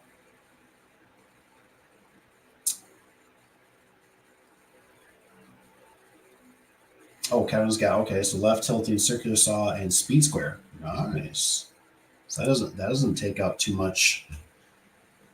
Nice.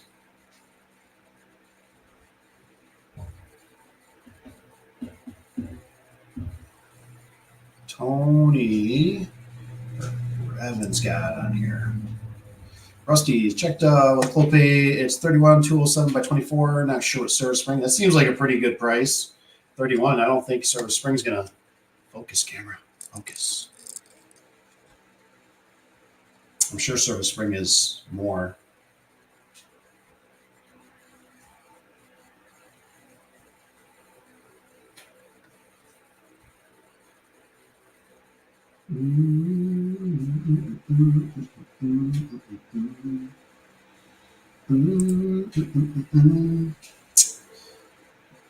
What you got here?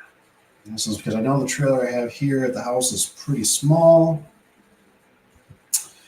Is that for so Evan, you talking about like for scrap metal?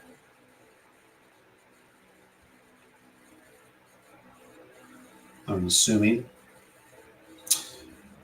I always used if I had to cut garage doors in a pinch, like for scrap metal and stuff like that, I always used a sawzall.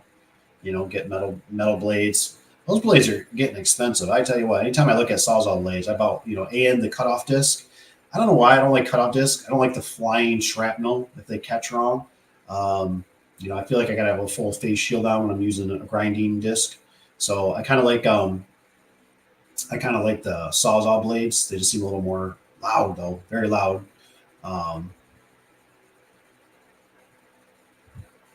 But there is some ways you might be able to fold them. I've done that before, cheated and just fold them, kind of make a mess. But it's one of those things too. You might want to think like, it might be something where maybe you price it enough to make it worth your while, at least cover some sawzall blades and your time. Or you tell the customer, say, look, you can put it out by the road. I had a guy, a subcontractor that was doing that. And I didn't catch him until probably 6 months, 8 months later when he was working for me. I had Lowe's call me and said, hey, we got a problem. Your guy left like garbage or something there. So I had to call him. And I was like, hey, man, I was like, did you leave? He goes, no. He goes, I leave the opener. He goes, I've been doing that for every job. He says, I just put it out by the mailbox. He says, somebody picks it up for scrap. And I'm like, oh, well, dude, you can't do that through Lowe's. I'm like, you can't leave garbage there. You know what I mean? And he's like, people have been taking them. He's like, but what my thought is, like I said, ever since I talked to Josh about it, and Josh was like, when it's somebody else telling you, you're sitting there and you're kind of going, oh yeah, that makes sense to me. He says, that's somebody else's property. They've had it for 10, 15, 20, 30 years. He goes, I don't know what they want to do with it. He goes, I'm not hauling away their garbage for free, and I just loved how he was saying it. I just thought, yeah, yeah, I'm with you, man. So, looking at it, and I thought, gosh, there's been so many jobs that I would always just kind of factor that in there, especially if it was metal, right? Because metal to me was like, oh, it's scrap metal, But when I look back at it, I kind of go, that's kind of probably stupid because it plugged up the van because sometimes they have 2-3 doors stacked in there, and it just, it plugged up your van. It made it, something could fall off. It's problematic, is what I'm saying. So, and you got to go back to the shop, and I got to clean it, and I've had them snag things. I've had them catch my shirt. I've had, I don't know if it was really worth it, is what I'm saying. It probably kind of was when I was like, when scrap metal used to be higher. Scrap metal used to be higher. Am I wrong with that? Scrap metal used to be higher. Tell me if I'm wrong with that. Because scrap metal used to be like some good little cash money. But nowadays, you get a flat tire, your time, you go there. What if you get hurt? I've had guys that are chucking stuff off trailers, come right past my head. Whoa, dude. I've done it to them too by accident, or they hit something in the pile and something comes flying back. It's just, to me, it's not even, it's like, whatever. I don't even want this. It's just a byproduct. What's what we got? $20 and overhead has odd bottom. Okay. Midland has their own bottom seal. Replace a bottom seal on a deal door the other day. Customer bought seal. The T was too narrow. Pulled out. Man, you might be on something there. William. Maybe it is Wayne Dalton that's got the funky. I just never knew I could buy a roll from them or something. You're a dealer. I don't know why. I just always remember it seems like you got to carry 2 different T seals, and they are just a fuzz different. But when you're there, you got sweat running down you, you're sitting there telling the customer, I'll take care of it for you. It's just going to be another $45, $65. And you go to put it in and it's slipping it. Come on. And it goes, and it falls out. And you're like, what do you do if you don't got the right stuff? You can't even screw the stuff up. You know what I mean? There's nothing you can do. You can't put electrical tape down it, I don't think.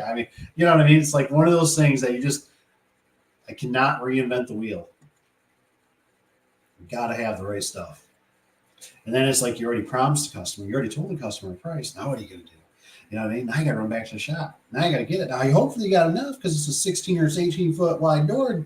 Yeah, on the roll, you seem like you're getting low, and then you get to the shop, right? The phone's ringing, the secretary's calling you, blah, blah, blah. Other customers are calling. You roll it out, and it's 12 feet. And you're like, oh, my gosh. Now what do you do, right? You got to call the customer, and, their weather seal's already gone, and the door goes down. It's all crunchy and sounds like potato chips when it hits the ground because it's got no weather seal on it. And you're like, you're going to have to wait a week. Yeah. I don't have enough.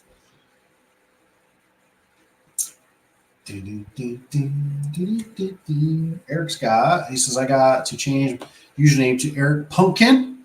Ooh, there you go. The Eric Pumpkin. He says, Friday I worked on my friend's house store. I saw rivet, backside brackets. Oh, now I know what you guys are talking about. I can't imagine it would be easy to retrofit door into older house. Exactly. You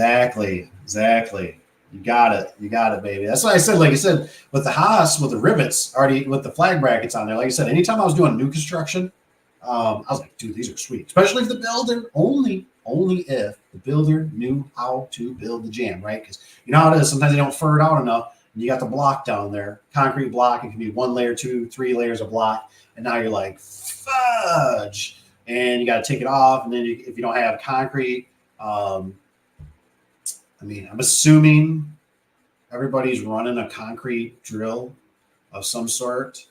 I guess you let me know. Do you use Tapcons or do you use the bangers? I feel like I'm always like, I like to be able to adjust things. So I like the Tapcons, but you know how it is. You run them in a few times. If you don't drill them perfect, they get hollowed out pretty fast. What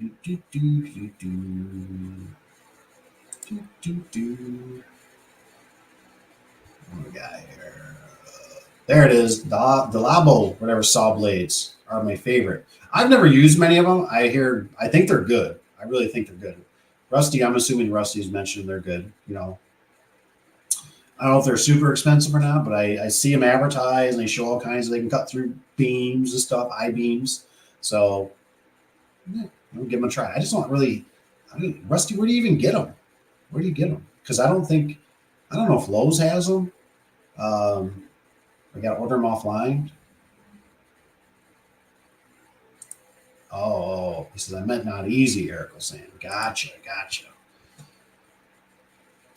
4.5 seal in stock. So I believe I got from A Tech. He says Action Industry has all kinds of seal. Nice. I think my only problem was it's hard to explain to them. Like I don't know if Service Spring even has two different variants of the T seal. So it was like, so what happened for me, anyways, is I ran into the problem one time, and I had my local mom and pop garage door company, right?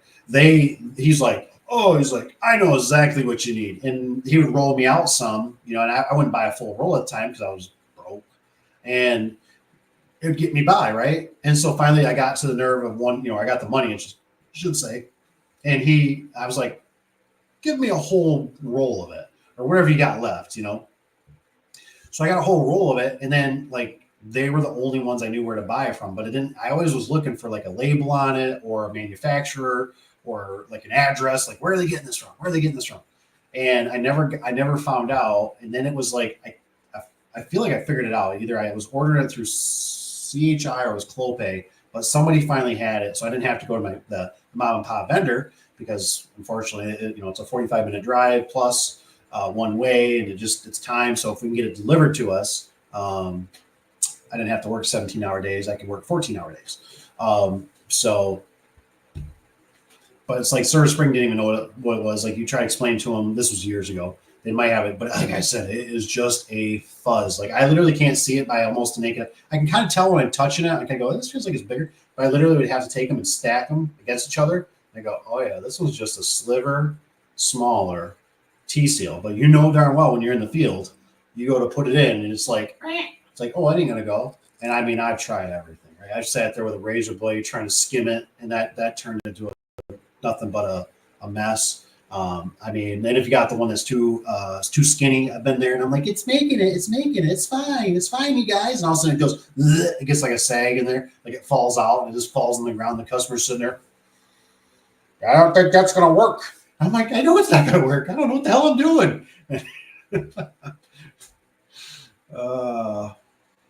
I always was like, why would somebody do this? Like, it's kind of like, how sometimes you get those weird windshield wipers. You're like, it doesn't, I mean, this is a normal American car, and it's like the damn thing doesn't fit. What'd I buy? The Japanese windshield wipers? Why don't they have the clip I need? I just always thought, God, why don't they just have one T seal? Whoever was the one that had to be in between, I thought, I want to kick them in the hiney.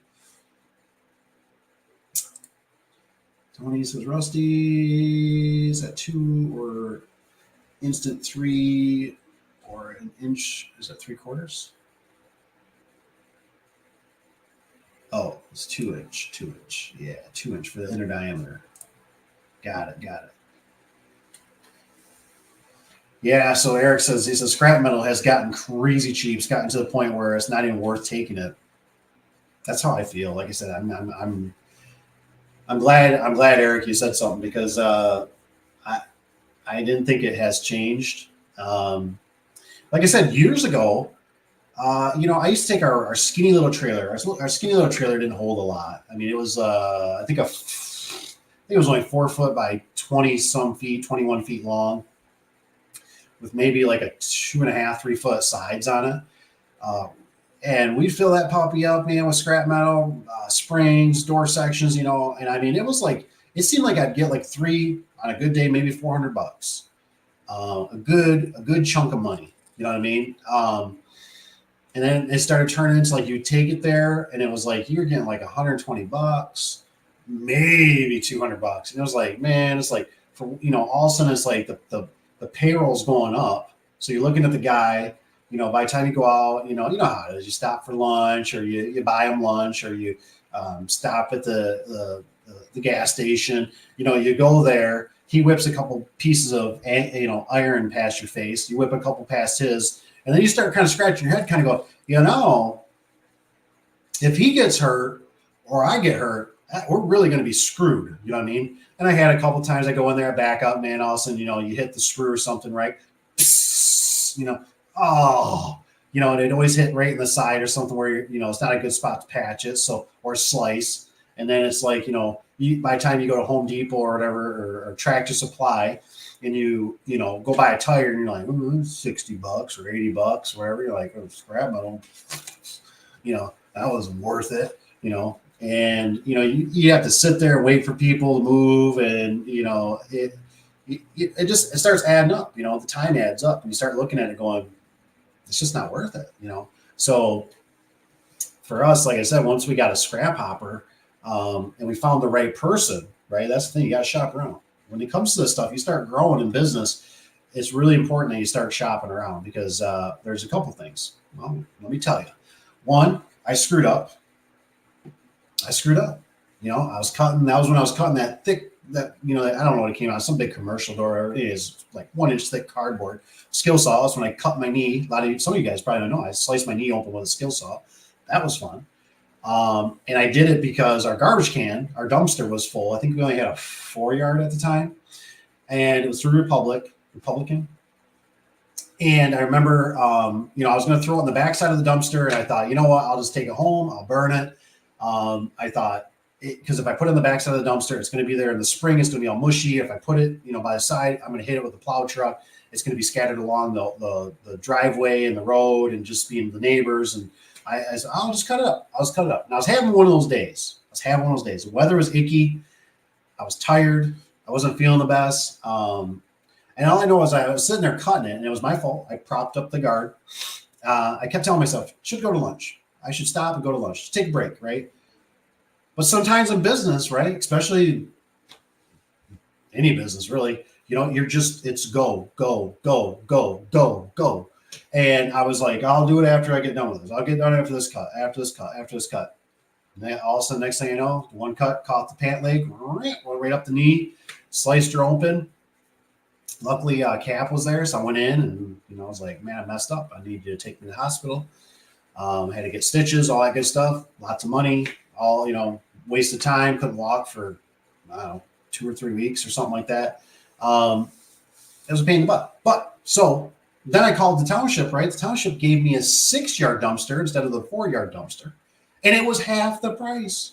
I'm like, I can get a bigger dumpster for half the price than what the Republic. I'm like, are you serious? What an idiot! So of course we got a bigger dumpster now, and then when it comes to the scrap, right? We had a company that wanted to charge us, I think it was like $200 to $400 a month, and they'd buffer us. But that, that's like, and so finally we got somebody that said, basically, we'll charge you nothing. It can sit here for as long, can't be over a year.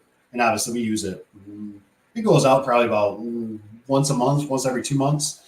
And it'll sit here and basically we'll send you money, whatever the overage, blah, blah, blah. And so they do, and you might see some months you might see $200, $400, $600. And it's great because it's right there for the guys and myself that you can just get rid of the stuff. You got your dumpster on one side, your garbage, you got your scrap on the other side, and you're done with it. You don't have to handle it. It's in, I know one guy, my buddy that passed away, he said they would actually, they would stockpile it. And then I think it was once a year, he said they would call in a service. And that was basically what they did for a week or whatever, a couple of days. The trucks would keep coming in. They'd pile it up, fill it up the dumpster or whatever. They come swap it out, go back. And I thought, I don't want to deal with all the nuts and bolts and stuff. We're just, in a nutshell, too lazy to do that kind of stuff. So I said, nah, I don't have nothing to do that. So our service works really good. So you just got to shop around. There's probably somebody out there. But for small, I get it. You know what I mean? You're going to put a little pile. And like I said, when you're starting out, $20, $60, it's nice. I mean, you need every dollar, when you're starting out. I mean, you really do. Tony's got 207 by 1 3/4 by 24. I pay 16, and 31. I pay 19, a 234 inch, 35 paid for 24, 36 I paid, is that the 31.74? Huh.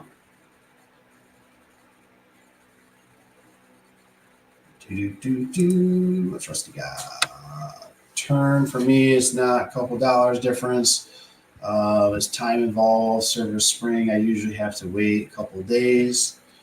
Yeah, it can be all kind of. So one thing I always I started learning a little bit was that so what I noticed, this is a while back obviously, but commercial springs. So, it's one of those things. I love Service Spring. They do a great job. They're phenomenal. They're on time. I mean, they're rock stars. But it wasn't really the Service Spring price that was my problem. It was the shipping, right? Because it has to come on a semi. That's where it adds up. So what I found to be a little bit helpful is if you can order it through somebody that's already come into your shop. Basically through like Clopay or through Wayne Dalton. They I forget how they do it. They really don't add on, it's like the truck's already coming, so it just gets thrown on there for basically peanuts. So that was very helpful, especially the big commercial springs, because they charge you weight and all that kind of stuff. And then the problem was too is you got another truck, right? You got another truck. They got to wait for, which is really inconvenient. So like for us, like Wayne Dalton was always great because they'd always come basically 8 o'clock on a Thursday in the morning. And I loved that, what I mean? Because we would get, all the guys are there, everybody's fresh. So the truck shows up, boom, all the guys are there to help unload the truck. Worked out really good. But when you got the ones that come at 1 or 2, which I understand, not everybody can make it, but that always, man, what an interruption of the day. And you got to stop. Normally you're by yourself, or maybe you get somebody else, one other guy to help you, or you could use 3 or 4 guys. That's always fun. Tony says, I bought my springs by the pallet. I spend about 8 to 9. He says, when I buy springs, yeah, we buy them. We get Service Spring gives you a discount. What is it? Tony, do you remember what it is? Isn't it is it 2,000 pounds or something like that? Once you get over 2,000 pounds, they give you a break on the price or something like that. I think they even got more tiers to that, but I can't remember for sure. But that's basically what we do. I know we always at least hit over the I think it's 2,000 pounds. I thought mark.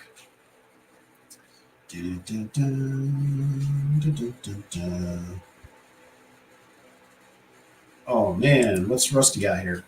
It says Dave. He says the scrap from those. From 2 of those 12x14 doors was $50 for the track, springs, and hardware. Oh my gosh, man, that's just crazy. And that's from two of those doors. See, I feel like just springs. That probably should be like all of $75, $150, especially the springs. That's a lot of weight.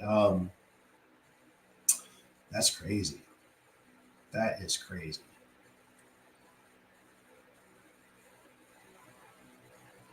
I tell you what, the scrap hopper though is so convenient to have just for any kind of stuff. I know the guys use it. I know I use it, especially for like some of the clean outs now with rentals and stuff. Cap got one of them. The fridge, it was a nasty fridge. Oh, it was one of those ones that just smells like death. They didn't like me too much for putting that in the sitting there for a week or 2. Kevin says, boss used to scrap everything but springs. Let the guys pile up springs and take them in once a year. Split the money like a bonus. Yep. Now they have to, he says, have to go in dumpsters just to pay for dumpster. Yeah. That's always a good idea. Like I said, I don't think that's a bad gig. It's kind of a weird, like, I've said this before, but the scrap metal, right, can turn into a lot of goofy things. And that's why sometimes like employees can do some pretty shady stuff, I think. You know what I mean? Like, I always look at it like if you're working for a company, the best thing you can ever do is just ask. If you don't know or you feel like you might be doing something, just ask. Because not always, but most of the time, the owner is there to help you. Like for me, I've always wanted to help the guys. I want to do, hey, they need to borrow a trailer to haul a motorcycle or do something or move a couch or something. Go for it, man. You know what I mean? I'm not there to go against you. But it's, what always got me, what really, really, really ticked me off was if you don't ask and then I have to catch you. That's what ticked me off. You know what I mean? Like when I had to go, when I went on a Saturday, right? I went on a Saturday by myself. I don't think we quite had the scrap trailer or the scrap dumpster yet. Our trailer was full. The guys are all booked up. And do you guys ever do that? Or I might be the only one. I don't know. But it was like one of those things where it's like, I literally, I stopped by the shop today. Right. I stopped today, Sunday. I stopped there and I was like, garbage cans full. And even my one buddy that runs a business down the road from the shop there, he always tells me, he's like, always taking out the garbage. It's like, it's kind of funny. Like we always have a little joke, like, we're the boss, we're the owners, we're the CEOs, we're the kings, we're the queens, but we're taking out the garbage. And so, I had the garbage full. I'll take the damn garbage out, man. I don't like that stuff overflowing. So I take the garbage out. I go in the office. I take all the garbage, bathroom, everything, right? And so anyways, this was like a Saturday for the scrap. This is, a few years back. And I decided, I want this to be emptied out. The guys are all busy this week. Nobody has time. So it's a Saturday. I'll go do it by myself. And like I said, it's like the worst feeling. I got to pull in there. And I'm like, how like you're getting closer and closer. You're like, yeah, it looks like two of my workers. And you're like, it is. And so it's like you get out, you pull up, you're like, hey guys, and you realize you're like looking, you're like, now that seems like a pretty big pile of scrap metal they have there. And it's like, I just held my tongue and I was like, I have to believe that those, and to me, I look at that and I go, that's theft. That's theft.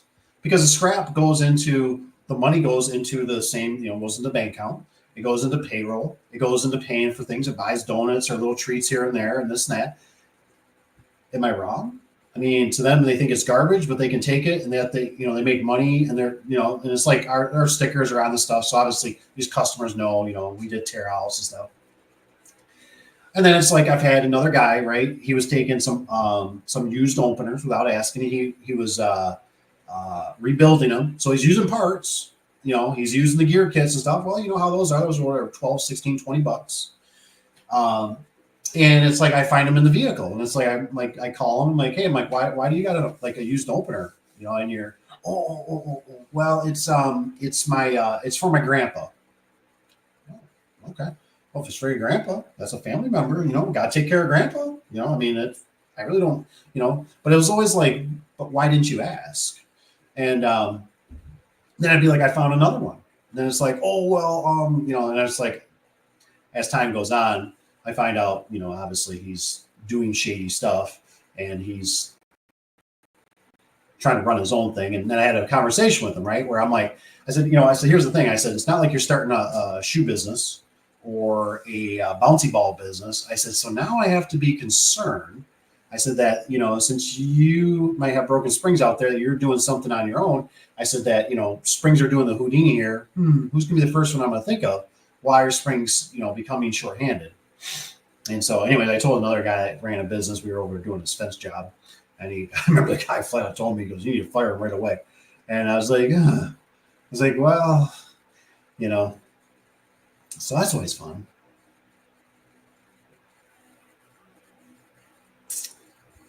The rest of these guys says they were huge old springs, the real iron too. Those springs, man.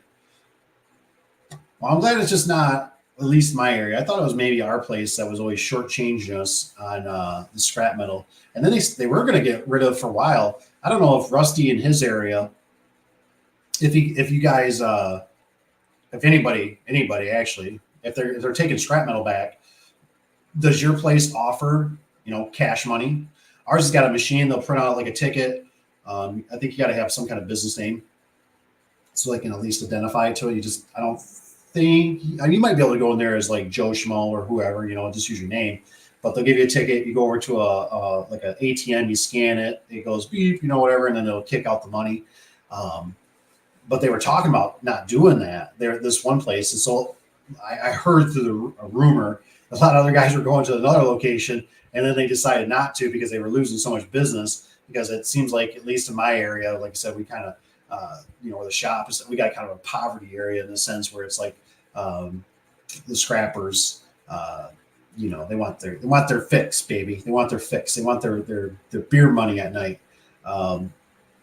That's how it always works. It was always something I wanted to entertain. I always thought it'd be kind of fun to do scrap, but it always bugs me when I'll see like on Facebook and stuff like that. You get people that'll they're like free scrap metal at the corner of blah blah blah, and I understand from a customer aspect, whatever. They don't get it, but I'm always like, I'd rather they say, I got something for you, or a washer and dryer. Please, DM me, direct message me, and I'll give you an address. And that way they could funnel it like in a line. Because I just thought, well, how are you supposed to do that if you're a scrapper? You know what I mean? Like, throw your dinner up. Hey, honey, I gotta go. I gotta go get this dryer before somebody else snags it. And you just spent, $5-10 in gas driving there, and it's gone. And then how it is. Now you're going to get somebody too, right? How I bet these people, because I'd be the one, right? Somebody be, hey, you still got that washer and dryer you're scrapping? Like, no, somebody is. Do you see it by the road? It's gone. Oh, okay. Well, do you got anything else? You know what I mean? So I look at it and I just go, I wish they'd just tell you, like, DM me, and that way they could let you know, through Facebook, say, hey, look, it's already gone. I'm sorry. Or at least if you don't get back to them, you just got the, you're like, oh, you're probably gone. And continuous track. Oh, that's right, the track. Got track. You got struts, possibly, all the hinges and that, especially if you're torching them.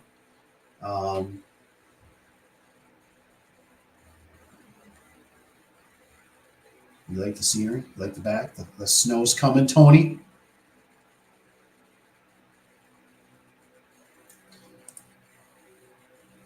So, yeah, I don't know. Like I said, it gets a little goofy out there with that whole scrap metal, man. I tell you, you got to watch it. But for us, it was always like, it just didn't work out. It works out really good having a dumpster on hand now.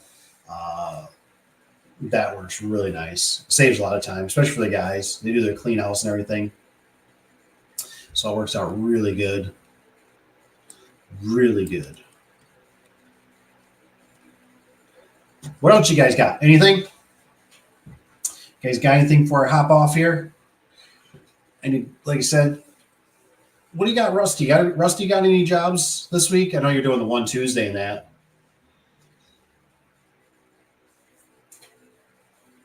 I gotta go back to the opener. I have no idea. If anybody knows, let me know. Remember the video I did of the LiftMaster? I saved the LiftMaster. It's actually a 2265. A lot of you guys correct me. I thought it was a 3265, but it has a red button. It's doing something weird. I would assume that model, that it would, if it retracted, right, the 2265, I believe, 2005, either 2003, 2005, I think, year model on that opener, LiftMaster. It was retracting, going back up. It was doing it right at the beginning. There was no blinking. It was not blinking. It would not blink. It just go down a little bit, come back up. Go down, come back up. She tried multiple times. Obviously, you would think it's a 4 settings. Now, I remember whoever previously did it, the 4 settings were either a half or 3/4. Now, it's only a little 9x7 door, right? I highly doubt. And like I said, she hasn't had any problems for a couple weeks now, 2 or 3 weeks. No problems. I'm sure nothing changed. So it's not like it's running into header. So I think we're going to change it out. Since you already had another one, we're going to be into winter here. I don't want her having problems. She's going to park her SUV in there. So I think we're going to change it out. Tony says, skip Rusty here. Dave, do you have, how many employees do you have? He says, do you put 2 guys in a truck for residential installs? So Cap does sometimes, depending on the workload and the size of the door, and if it's got like glass and stuff like that. So he runs 1, 2, 3, 4, 5 with the secretary. He's got a couple. So he's got about 6 to 7 probably underneath. With help, part-time and stuff like that, all in total though with secretaries. So that's, and like I said, with the 2 guys, it just all depends. Commercially, you typically always are kind of running depending, unless it's like a photo eye or something real small. Cap is a lot like me. He was, I don't know how to explain it. Sometimes you're kind of built different a little bit. Like for me, like I kind of like working solo when I'm doing a lot of things. So I've learned over the years how to use a lot of leverage. I mean, ratchet straps, scissor lifts, you name it, pulley systems. So he does a lot of that stuff too by himself. But sometimes when you get employees, a problem, every day is different. So for employees, right? Because you never know. They come in, they're not feeling that good. They're sick. Like sometimes, people get hernias. Things happen, man. It's not good.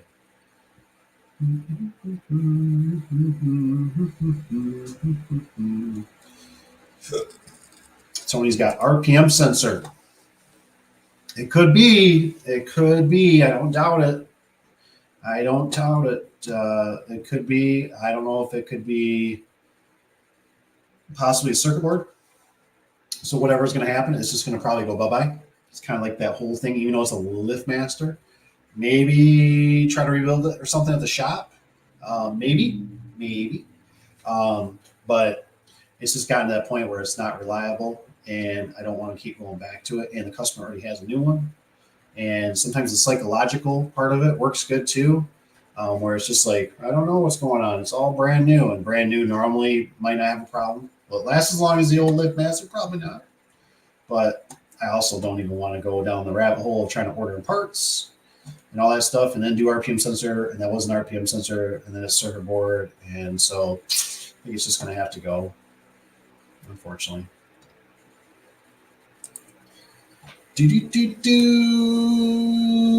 Homeless skateboard. What's up? How do you get leads? What do you recommend? What I recommend is definitely don't use Angie's List. Don't use Home Advisor. Don't use the Better Business Bureau. I think some of the guys have had okay luck, but if you're just starting out, it'd probably be kind of a good question for my,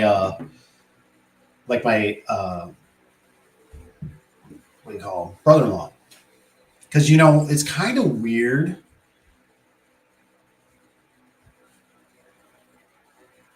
I've seen this happen a couple times, not even with my brother-in-law, right? But they just go hog crazy, right? All of a sudden they're just blowing up on the old Facebook marketplace and all that, right? Just not marketplace, but Facebook. And I think you can spend a lot of money and not get a lot of returns sometimes. And so it's like, I feel like I don't know if he's been into it. I think he's been into it about a year now. But he retracted. Right now he's kind of doing the bandit signs I've seen around, like myself. Like I said, it's just you can do bandit signs. I still think those are kind of for your cheap, and then you can pick them back up if you need to. But obviously, there's a lot of free service. There's ways to manipulate around, like through the Facebook, Nextdoor. I don't know any other goes. Craigslist. You still get a few through Craigslist. If anybody's got any other recommendations that are kind of a free service, Tony always recommends, he does tees for a golf place. He makes tees with his name and stuff on there, phone number and all that, I believe, and he drops them off. You just got to be kind of creative. best thing to do too is if you get somebody that's calling you, I know it seems kind of rude almost, or like you don't want to do it, but ask them how they found you. And then what I used to do, I used to have one on the wall at the shop, and I knew all our advertising. I knew like I'd say like a repeat customer. I'd say like a customer word of mouth. I had like Google, anything else I had, you know what I mean? And what I would do is I'd literally I'd check next to it after they say, well, I found you through whatever. And okay. I put a little line, you know, and that way I could always kind of glance at it and look at it and kind of go, okay, it looks like this is working better.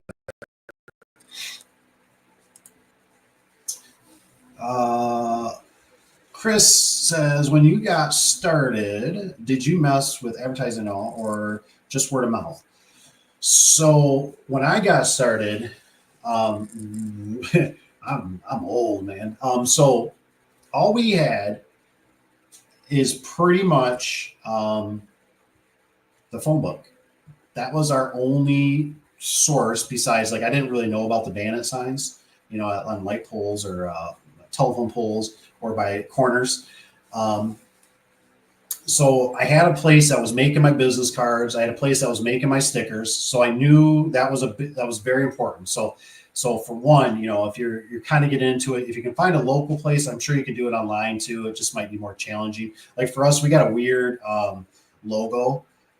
So it's they always wanted the PDF and they never download right. And it was always like I was going from the person that does our vinyl on our vehicles to, you know, all that kind of stuff, you know, but the phone book was basically it for us. So that's why the business came up with the name Affordable at the time, because Affordable, when I looked at the phone book, I was like, oh, it's always the A's are up front. So I think the only one ahead of us was A1. So I used A. That's why it was Affordable. Always, I probably called it something else. But I still think, like I said, if I was starting out and I have a lot of money, I'd probably do bandit signs because I'm in control of it. You know what I mean? I do not like the stuff I'm not in control of. I do not like the Google. I have played around with it a little bit. I feel like they sucked my money and I didn't get a lot of return. Now I know it's going to be one of those things they're going to tell you, well, you got to give it 3 months. You got to blah, blah, blah, blah, blah, you know. And that's what I absolutely hated about with the phone book too, because the guy would sit there in his leather jacket. We'd meet at Barnes Noble, and he would sit there and tell me, well, you know, we could give you a different phone number. I didn't want to do a different phone number either because I kept thinking, if you're like my mom, I'm like, she's got a phone book that's 3 years old. And I thought if I'm changing the number every year and we're monitoring that way, you know, what's going to happen when they call that number and it goes, this number is no longer connected. And they're just going to go, oh, I guess they're out of business. They're not even going to look for me anymore unless they go to their garage door and find the sticker. So I never liked changing the phone number. I always liked keeping the same number. We were lucky to be able to get a phone number that was like a real easy. 8200 was the last part of it. So we got that worked out. But the bandit signs, I feel like I'd get some apparel because that does get some excitement. Maybe you go to your family members, or you're going to because you got to remember sometimes, right? You kind of live off your family for a little bit. Right, the stimulation of them. Oh, you know, I need something. I need something. My buddy, my neighbor, you know, blah blah blah. But sometimes you can be traveling too, which can be nuts. But you know, if you're wearing a shirt, you know, you're going to the grocery store, all that kind of stuff. So, like for me, at one time, I told myself, I said, there is no apparel. I should not be wearing any apparel ever that does not have the business name on it. You know what I mean? So I was ordering everything at one point with everything always had Affordable Door and Gate on it. I had nice collar shirts, I had work shirts, I had high vis shirts like I'm wearing now, which is good, right? I'm always because that was my identity. That was my identity. But then what happened was there was a point years later in transition and stuff like that I got sick of people asking me, you know what I mean? Because what you're doing, what you don't realize sometimes, And I remember hearing about this. This like that truck driver one time when I was cutting grass when I was a young kid. I stopped the truck driver. Well, he was in the parking lot. I went up to talk to him, and he was like, "Let me tell you something, boy." He's like, "When you're a truck driver, you're always a truck driver." He's like, "It's just something." He says it gets in your blood. And I was like, "Oh wow, man, I want to be a truck driver." You know what I mean? And so I did. Of course, I've done truck driving. I did CL. You know, it ain't as easy as what it looks like. You know, and then you're over the road, all that jazz. And the garage door, one guy told me that's, you know, that was working at a place that we work for now, doing their service and that, you know, blew out both shoulders. Now he drives a forklift. He didn't run a very clean show. He always was tipping the bottle type of thing. But he always told me, he says, you know, he was like, you know, when you do garage doors, it's like, you always do garage doors. You go, I still get my nephews and aunts and they're always asking me, and I would agree. You know what I mean? I still have people to this day that are asking me, you know what I mean? And it is like riding a bike. You know what you're doing, but you build a rabbit hole, you know what I mean? So I guess you just got to be, you know, something to think about. It's something to think about, especially if you're young and you're starting out, you know what I mean? And like I said, you know, business has been good to me. I love it. It's a great industry. But if I could have went back in time and I could tell myself, I would have said, you know what, I would have done something more with paperwork. I would have probably learned the algorithm of real estate, leads of that, and I would have worked progressively on that, and I would have done more investing in that sense. You know what I mean? Tomorrow at 7:45, a customer 10 by 12 install. Then change roll-up door spring at storage facility. Their brother is going to a spring change. And I'll probably get a few calls to do. Nice. I think it's Tanner. Tanner still needs to show me. He has a little secret, I thought. I thought it was Tanner. They had a secret way of changing those springs that you don't need two people on a when you got one that's a bigger door for those storage unit doors. The key word was 2005. Oh, so I wouldn't put parts in it either. Yeah, and unfortunately, like, you know, Tony's heard it from me before. You know, it's one of those things. I'm like I said, I haven't felt no resistance. So maybe I'm going down the right trail, but I feel like like I said, I'm kind of to that mindset now that I just kind of go, you know what? If it's over a year, it's out of warranty, and I just kind of go, in my mind, not saying anybody else needs to do it, but in my mind, I just tell myself, I go, we're just going to replace it. So if it's 2, 5, 6 years old, there's no repair. It's just replace, because at least for our demographic and stuff like that, like we got all kinds of openers. You know, we're dealing with Genie and Chamberlain and Liftmaster and Lanier. And I just look at it and I go, whatever the flavor is, whatever's the least dirty shirt in the laundry basket, that's what we're going to deal with. And I don't want to go out there and deal with all the, you know, bring a part that doesn't work. I've been down that road before. And so that's no fun. So I just feel like it's just replace it. And then that way, like I said, I've kind of talked about the box stores. You know what I got to find out though? I don't know if anybody knows this. I was talking on that last video with the Caleb job. If you buy a screw drive, the screw drive has the C channel, right? That's how I used to get them when we were doing like the Lowe's. But I can't remember if I've seen a screw drive at Lowe's last time I was there. So I feel like I've been kind of misleading some people a little bit, because, you know, somebody corrected me and said, you know, well, if you still go with the cheaper Genie garage door opener from the box store, it's the tube style, like Chamberlain. And I was like, you're so right. I was like, that's maybe why I'm still a screw drive guy, the Genie screw drive, because no matter if you buy it from the box store, it's still got the C channel. Yes, you got to piece it together. If you buy the professional series, it's got the channel. Now, obviously, the channel's on the belt and the chain if you buy the professional series. But I'm trying to think across the board. And I just go, that is probably why I've always just been a screwdriver fanboy, because it has the channel, the C channel, and you can put stuff on top instead of trying to put it down the pipe. It fits in tight spaces. I like that, so I can slam it up against the ceiling. I don't know why. I really like the screwdrivers. I just actually seen the other day. I didn't get the year off of it. A screwdriver LiftMaster. It was newer though. Had to be a 2005 or newer. And I was like, that's kind of interesting. I didn't take no pictures. I should have took some pictures.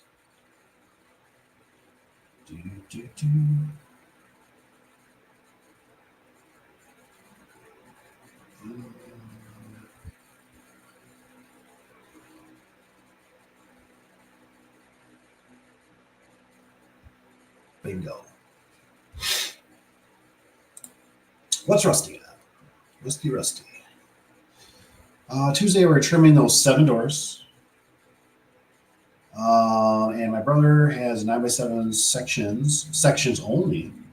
Interesting. Wednesday, tear out, rehook 16x8, 9x8, and install plus another in shed. Thursdays, the 18x8. I'm kind of curious on the sections only. Why sections only?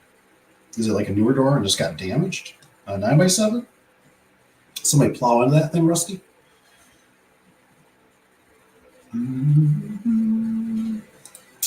What's Evan got? Evan's got, he said, I didn't realize how much I would have to put in for Google Business and Squarespace.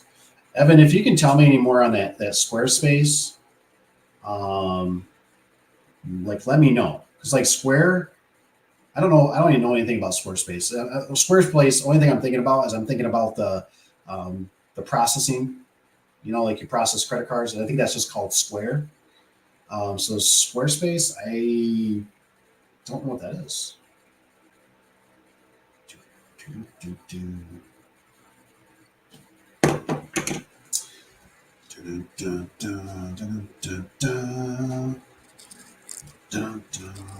And let me check here. Let's do. Dang, we got up to 10 likes tonight. Wow. Living high in the hog. What's this one? Rusty, Evan, get ready with Google, and the cost involved. You're just getting a taste. Yeah, I think Google can really, like I said, you can do a lot with Google, but it's just how far, how deep are your pockets. And for somebody starting out, I wouldn't do it. Because it's just, how much can you do? Because it's like, it seems like that stuff can really like I guess like I even think about like the bandit size, because it seems like the hardest thing is getting the phone to ring, right? And then getting good customers, not just taking garbage. So in a nutshell, I'm always thinking, like if things got crazy, like, oh my gosh, all of a sudden I got work for 3 weeks, or I'm only doing it on the weekends. So I'm busy for 3-4 weekends, and I want a weekend off because I want to go do something, whatever. I'm going to go get my bandit size. You know what I mean? Like, I don't need these people calling me no more. So that's why I think about where, like, you set up some of this stuff, and especially you do it with, like, I've talked about this before, be careful what credit card you give them, because once they're locked in, sometimes they're hard to get rid of. So I want a burner credit card where I can just go cancel, you know what I mean? Like, they can contact me and say, your credit card, we're no longer going to advertise. You're like, good, I don't want you anyways. You know what I mean?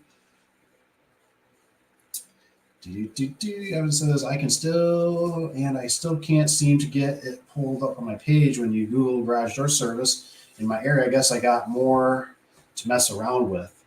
Yeah, like I said, Google's always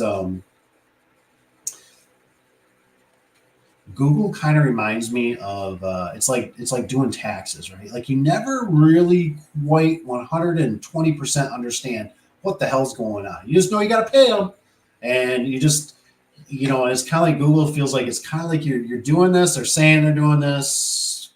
Can you ever really prove it? I think they're better, honestly, than like Home Advisor or Angelus, because I think they make up fake leads and all that kind of stuff. Um, but it's still one of those things. It's like, uh, you got to play, sometimes you got to play big boy to be up on top of them. And then um, who's to say that some of that stuff coming in is not maybe garbage, or maybe it might be too much and you just can't handle it.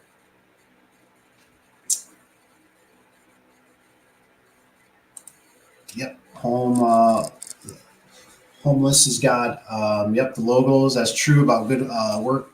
So, and I like the shirts because especially if you're going out, you know what I mean? Like, like I've had a lot of people talk to me, like when I'm in the Home Depot or I'm in Lowe's, because people, you're standing in line. And so that's where you want to have some business cards with you, because people will be like, hey, do you do garage doors or, your company? Yeah, yeah, yeah. What do you got? And, well, I was thinking about it. Right. And that's just all it takes. I know Tony's mentioned it before too, and I've done it too. Like I'm weird. I'm weird. So I like to walk down the garage door section typically when I'm in like Home Depot or Lowe's. I just like looking at them. I'm like, hey, what do they got? And sometimes you'll see somebody there and you can talk to them and be like, how it is when they're doing that crouch. They're crouched down, they're pulling out the box, you're kind of looking at it, sniffing it. Yeah. And you're like, hey, you looking for a garage door? Hey, and that's your opportunity, especially if you're doing if you're doing the box store stuff, you could say, hey, I can install that for you. And give them a card. Always give them a card. You know what I mean? Even if they say no, just well, here, take a card, just in case, because that's I've heard. I don't know if this is true, but I've heard they get it home and then they realize, oh hell, I don't want to do this. This is going to take me 2 days. Where somebody else come in there in a couple hours and knock it out. So where's that business card? Whatever. I'm going to call that guy. So that works out good. Sometimes if you build a relationship, I had a guy, I used to do service stores, and he would, instead of giving it to Home Depot, whatever, he would, because people would be like, well, I don't know if I want to spend that much. He'd be like, well, I got a guy. He'd hand out, I gave him cards, and, I'd bring him like a lotto ticket or something once in a while just for doing it. But he got me quite a bit of work. But the man doors just didn't pan out. Too much work. Too much work, not enough pay for our area. It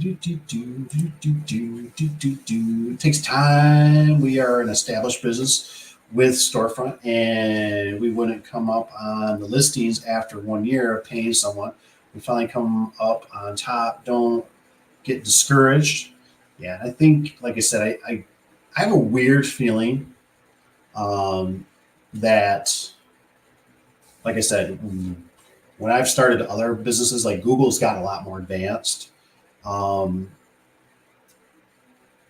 so, like, for instance, right, I've noticed that the businesses would be up on the page faster than companies that have been around for 12 or 20 years. So I think, for one, it was location. That was a big one. Actually having a physical location, reviews, things of that nature.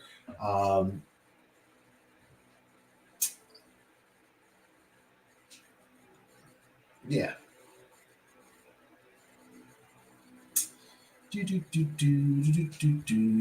Don't get discouraged. His day card made love with sections. Yes, yes. Kind of reminds me now. I forgot too that we used to. It was almost like sections only weren't that much more. And you're probably doing the right thing, because obviously if you only do a couple sections, even though they all might be trashed, the sheen is different. It's better just to, found out a lot of times, a lot of the vendors, it wasn't that much more to do sections only. But you try to order 1 or 2 panels, gosh, it feels like they just bend you over. Oh, I felt bad for the customer even giving them the price. They're like, I can get a whole new door for like another, $300-400. I'm like, I know.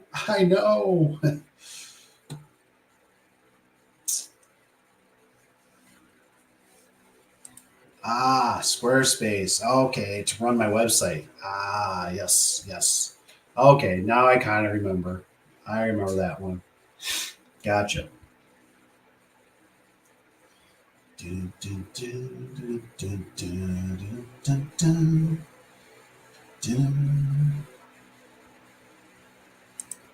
And see, I honestly don't know.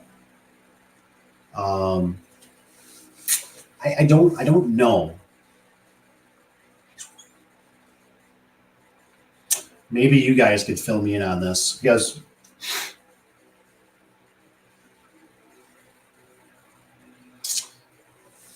I feel like when it comes to most of the time with garage doors, people, when something breaks, that's when they go running. And so it is a tough animal. Like I'm trying to think if I was somebody kind of starting out, I think it'd be tough for them to find you because you're probably not going to be on the top of the list anywhere in the top 3 or 6 for garage doors. And I can't really think of like nowadays. I really think a lot of people obviously run to their phones, maybe do it at work on the computers, and they're googling. You know what I mean? They're googling to see, and then they're calling. And then obviously the big thing is, um, so it just kind of blows my mind a little bit to think about it. Where I go, where you might be getting in somebody, like I said, I think if I'm wearing a shirt or something like that, somebody's thinking about replacing their garage door. Um, Even one thing you need to remember: you get on Google, all other platforms will steal your information and put you all over the internet. True, true, true, true, true, true.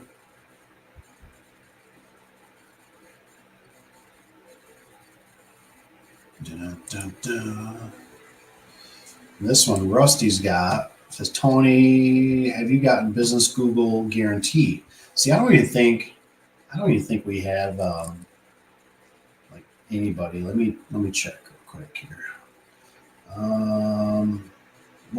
How did you guys search for it? Garage, let's do garage door repair. So it's right here. Highly rated Google Door Pros near.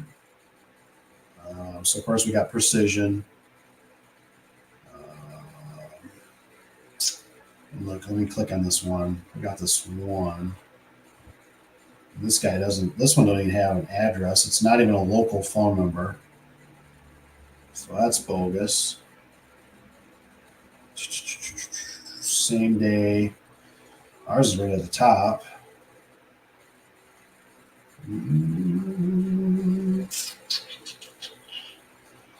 View more. Where's your Shepherd? Joe's. We got Pro Lift. Quality. It's weird because we don't even really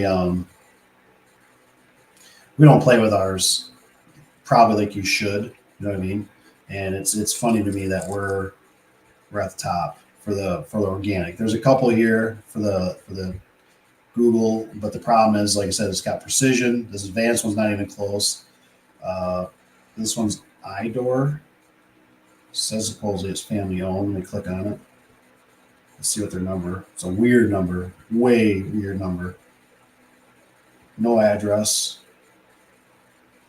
So I mean, for the Google ones, these are all Jesus. And then this one, if you think for somebody that's paying the Google guarantee, this is what they got. Now I'm not dissing the van, right? But I would assume I would expect it to be a little,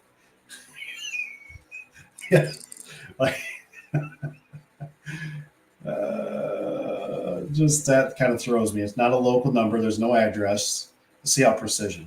Now I guess this is what I kind of expect. They're paying the Google guarantee, right? Let's see if this will pull up here. They got, there's a professional garage door. They got their sticker. That's what I expect. Let's see what this other one, advanced. Same thing. That's fine. I get it. Like that doesn't look unprofessional or something to me. Like that looks probably legit. But like I said, it's services, but their phone number's off. There's no address. So I mean, this all turns me off. Or I'd go, I wouldn't use these people. Make sure ours pulls up the address and click on it. 5 degrees warmer tomorrow. Like I said, ours isn't even that, but ours is showing up. Come on, camera. Work with me. Work with me, camera. A little closer. A little farther. A little closer. What do you like? Funny who ours has got, we got some pictures. There's commercial, there's residential. Yeah, shows our address, local phone number.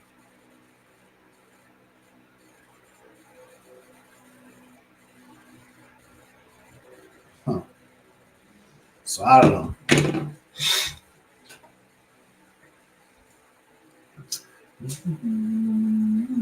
Tony's guys. Rusty, I'm certified it. Verified it, whatever he says. Now they want me to verify it again and sent a video last time. That's weird how they do that, weird stuff like that. Rusty's got, yes, Tony, I'm playing those games last week about recertification. It's going on a lot of business lately.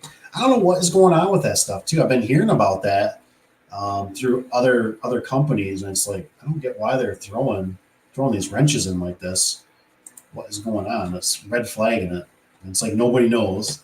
The rest of the Google guarantee is like a background check thing on your business. Once I got that, I come up between A1 and precision. Yeah. And it's kind of one of those things, like I look at it and I go, I'm not dissing. Like, I mean, I look at it like, like a baseball game or football, whatever, right? You pay more for the front seats, right? And when I look at the Google guarantee, that's all you're doing. You know what I mean? You're just paying to be up on the top somewhere, and hopefully somebody's going to select you. Now, I'm assuming, for even like Rusty, hopefully it is showing his address and it's showing like a local phone number. Like these ones over here, these 3 local, whatever, they service the area, but yeah, it's ridiculous. Their phone number is not even a local phone number. That's bogus, man. That's just, I don't like that.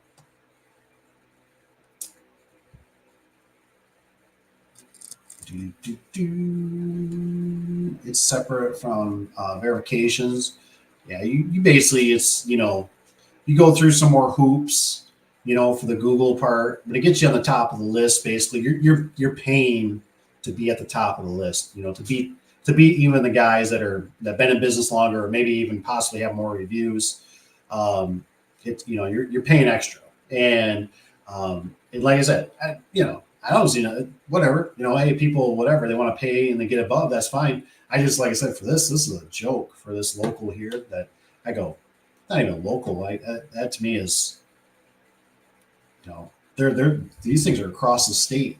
I don't even know that. I don't even recognize these phone numbers. So it could be, like,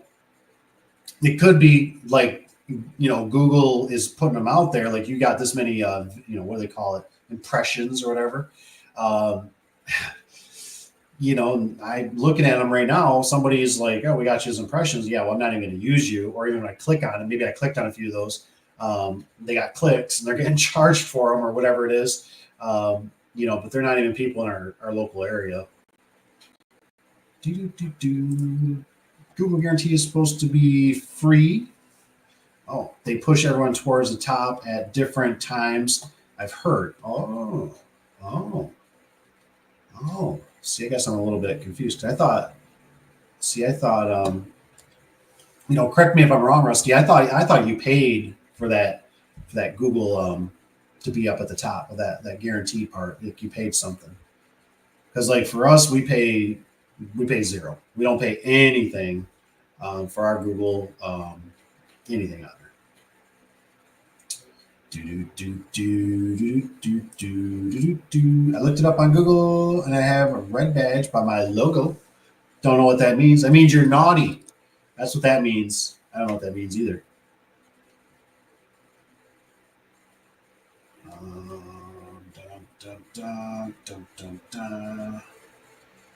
Let me see if mine still pulls up here. If we got something by us, I don't think we have nothing. Nothing. See if anybody else has something. They have a red badge or anything. No, I don't see anybody with anything red by them. Just the Google. These are, it says sponsored, highly rated garage door pros near. If I click on it, will it show up? I can request competitive quotes. Oh, wow. So I can even put on here and email that, and then people are going to get it. Ooh, so fancy. So it looks like, let me just click on this. We have about 7 garage door companies in our general area.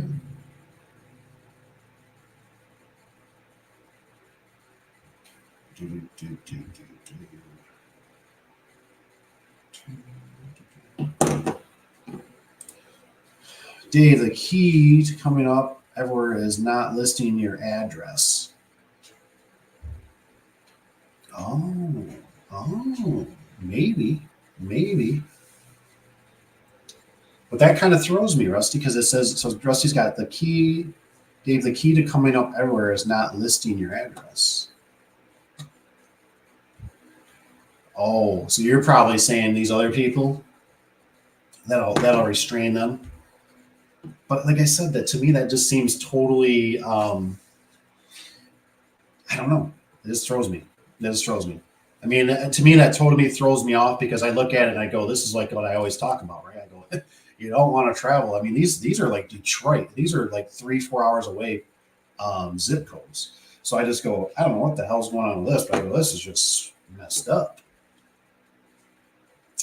But like I said, I don't doubt it, right? I have a feeling, I think Facebook does this too, right? Because I get people from Indiana, I get people from Wisconsin, and I'll get ads for certain things, and I'm like, yeah, what's this? I click on it, I'm like, Wisconsin? I ain't calling somebody to fix my hot water tank. I'm like, from Wisconsin, and I'm thinking like, I want to message them or something, be like, hey, do you know that like you're advertising, over here in Michigan, so I don't know if that was a click towards you or how did you pay or what they're doing for impressions. So that's why I'm always kind of like, when you're first starting out, I'm always kind of real leery about some of that stuff because your money could just be spewing out and you're not getting real stuff, It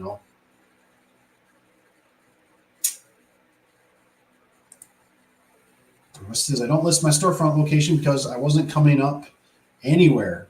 That's weird, man. That is weird. I had Yelp call me the other day, told me how I was missing out. I told them that they were missing out because my company wasn't on their platform. Dude, I tell you what, there's a guy out in New York, and I mean, he just really said how he just really blew up how Yelp was horrible, and I don't know how or what they do, or they get you swindled into something. I've never dealt with them. I feel like, what was it? It was Yellow Book. We always had like 2 or 3 phone books in our area. I thought one was called Yellow Book and one was called something else. GTE maybe or something like that. And I always kind of dealt with the more bigger one. The other one was a thinner book.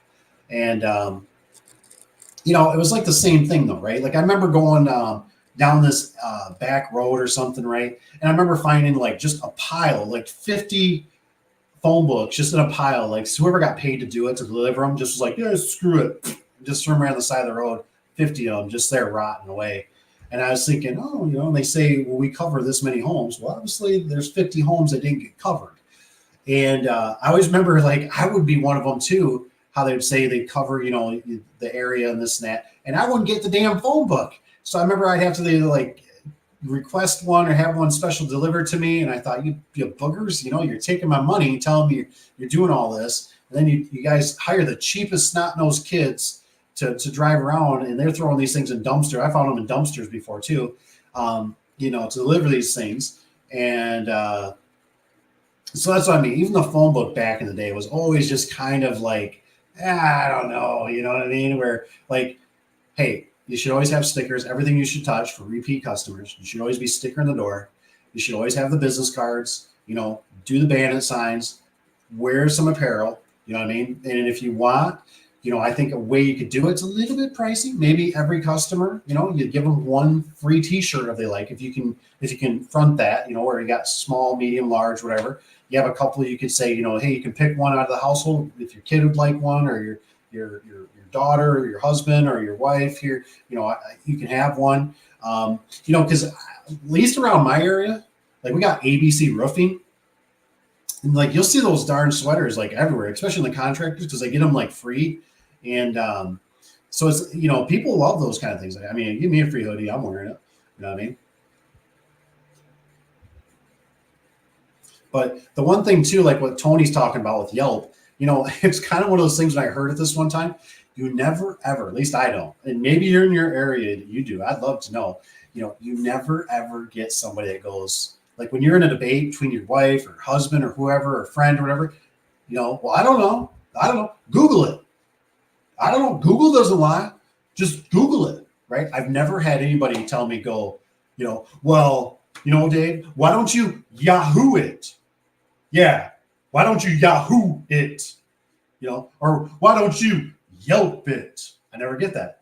Never. It's always Google. Google, Google, Google, Google. It's always Google. I never get anybody that says Microsoft it, Hotmail it, MSN it, you know what I mean? Whatever. I mean, it's always Google. I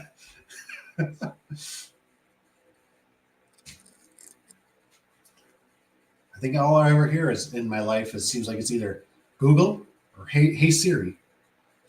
Isn't that it? It's Hey Siri, Hey Siri, Hey Siri, set a timer. Hey Siri, look up this, or Google this or Google that.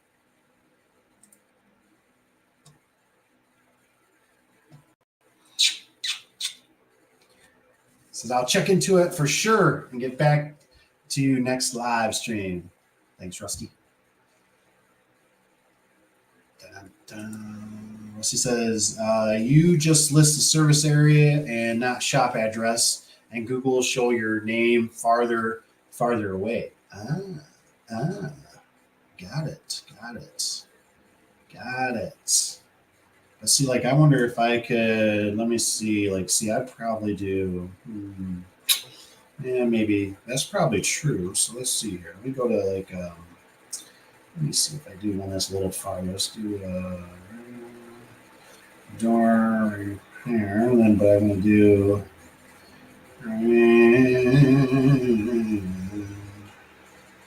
this would be about as far. So here's precision, advanced. Yeah, I mean, we're definitely not. This is probably about 25 minutes away, and yeah, we don't even register in this area. So let's see here.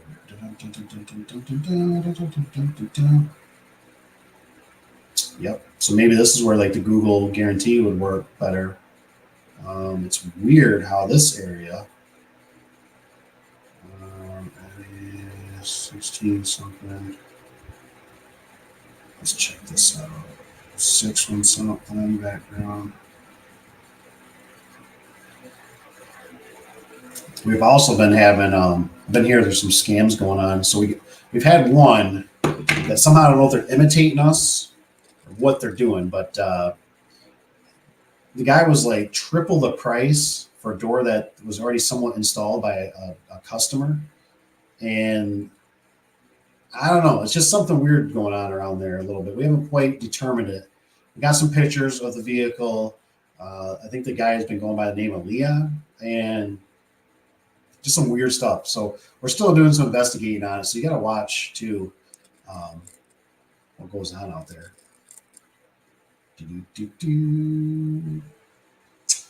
Just list service area. Do not shop address, and Google will show.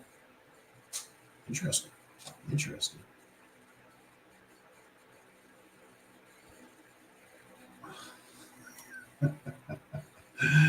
I love it. Tony says, that's great, Dave. He says, you got the wife and I laughing. Yeah, it's, well, like I said, it's just one of those things, man. It's just is what it is. I don't ever hear anybody any different, so it's just kind of the world we live in. But it is interesting. Like I said, we're about 15, 20 minutes away. And like I said, we don't even show up. I don't even see any of the other locations show up either. But it's one of those things. Honestly, I'd probably bark about it years ago, but I don't look at it now like that. I really don't, because I just kind of look at it now and I go, do I really want? Because that place, it's another 20. Well, it's all 20 minutes just to get over the bridge. And the problem is the problem. You got to get over the bridge. And once you get over the bridge, if the bridge isn't open or the bridge is not stuck or the traffic is not horrible, you can get stuck in a really horrible. Actually, come to think of it, that was the one when I got my first. I got my insert for my truck, my diesel truck, and I didn't realize I needed to put a board in the bed, and the whole insert slid forward and blew up my back window. Yeah, that was good. That was actually over the bridge. I remember that one because I remember somebody called. It was a rush. I threw the insert in. I ran out there real quickly. Had to hit the brakes at the intersection that's really busy, and I remember my back windshield blew out. Oh, man, I was really happy. I was so happy. I was like, yay, I'm going to go do the service call. That's going to be a blank 0 now, because now I got to buy a back windshield, and I had to go home and suck it all out. Of course, had stuff to do with the kids. So the kids are sitting back there with some broken glass, not much because I sucked most of it out, but they were still finding some. And so that was real fun. I remember I enjoyed that. So I don't even know if I want to go that far, if I want to go across the bridge. But sometimes when you're first starting out, it seems like you do that kind of stuff. But that's why, like, when the one guy was asking, some of the, that's why I always feel a little different, because I think our area, we're so lucky that we're in commercial, because when you kind of think of it, and like I said, anybody can kind of, chime in on it, is that, with commercial, once you're in, you're kind of in, you know what I mean? Like, we don't have to do any advertising. Our commercial calls us. We take really good care of them. They're right in our backyard. And they're always like your salespeople in a sense, because they're always wearing out stuff, breaking things, running into stuff, doing additions, especially when you got some builders. So it's, unless you want to, obviously keep growing and getting more employees and all that kind of stuff. And then your location, which honestly, I thought about it at one time. There is a spot in Michigan that's a little ways away that I always was going to actually do another location. And there's another company that started there. And I was like, oh, snagged. I was like, darn it. They started a location there. Well, then they quit doing it. I think honestly, because they found out that the gutters and the siding was more profitable. So they got out of it. And there was a guy that was supposed to start doing the stuff too, doing the door stuff, but I don't know if he ever did. Every time I go up there, they don't do garage doors anymore. It doesn't say anymore. And I know that area has a horrible service area, because I used to go up there a lot for Lowe's, and they would tell me all the time how they had so much problems. So, but like I said, you do that, you got to basically live there. You know what I mean? You got to do another location. You basically got to go up there. You got to start it. You got to get management. You got to get all the trucks and the vendors to point in the right direction to bring stuff to you. It's a lot of work. It's a lot of work. There's too many variables, is the way I like to always say it. That's right. Tony says, don't forget to hit the like button, and don't forget, if you can, anybody that comes cruising through, if you can actually go out, check Tony's garage door. Tony, make sure you put it in there again, just in case somebody comes through on the live stream. Sometimes they do it like as a podcast, but this they need to look at, and I'll put it up for you. Make sure you do what they got to find you at again, because we got to get Tony up to at least 50. We're shooting. It's a tough snowball. I forget how long I've been doing YouTube. I've been on YouTube, I think, for over 3 years now, and it's a blessing for the people that you meet. I think what I'm going to do too is maybe Papa Tony can join me in this. This will be next year, but I'm pretty sure I got him, unless something catastrophic happens. There it is. Look at, there you go. There's Tony's. Like I said, whatever you're doing, stop. Don't be looking and driving, but stop and look. Papa Tony at the 5340, or you can do the Tony's Garage Door service. But I think I'm going to do the IDA think it's in Atlanta. I think it's Atlanta, Georgia, next year. So I think I'll go to that. Like I said, I don't know if who else will be down there. Maybe like SOS or something. Maybe he'll be down there or something. It'd be pretty cool to just to kind of unite and see some people. And like I said, maybe we can drag Papa Tony down there. You know, just to see what's going on. I haven't been to one in a while. I'd like to see any of the new stuff going on, what they got for some technology. See if maybe they got a spring turner down there or a Surewinder. Spring turner will be there. I don't know if I've ever seen Surewinder. Tony Scott, he says PM. He says, I'm in. I say go down there, check it out, see what's new in the industry, if anything, all that good stuff. But anywho, Tony's got twice. He says, I'm in. I'm in, man. He's all excited. He's ready to go right now. Let's go tear it up. It's too bad, like I said, if anybody knows, it'd be cool. If anybody knows anybody down there doing help or relief, it'd be, I would love, honestly, to go down and help. If anybody for the garage door stuff, you know what I mean? Anybody down south. But I don't see anybody. I don't see anybody advertising. I don't know anybody, like I said, but it'd be cool if somebody was orchestrating something. I was gonna look on like Marketplace to see if like people post things like we need extra hands or something of that nature. But it seems like there's a lot of the skidsters and dumpsters and garbage and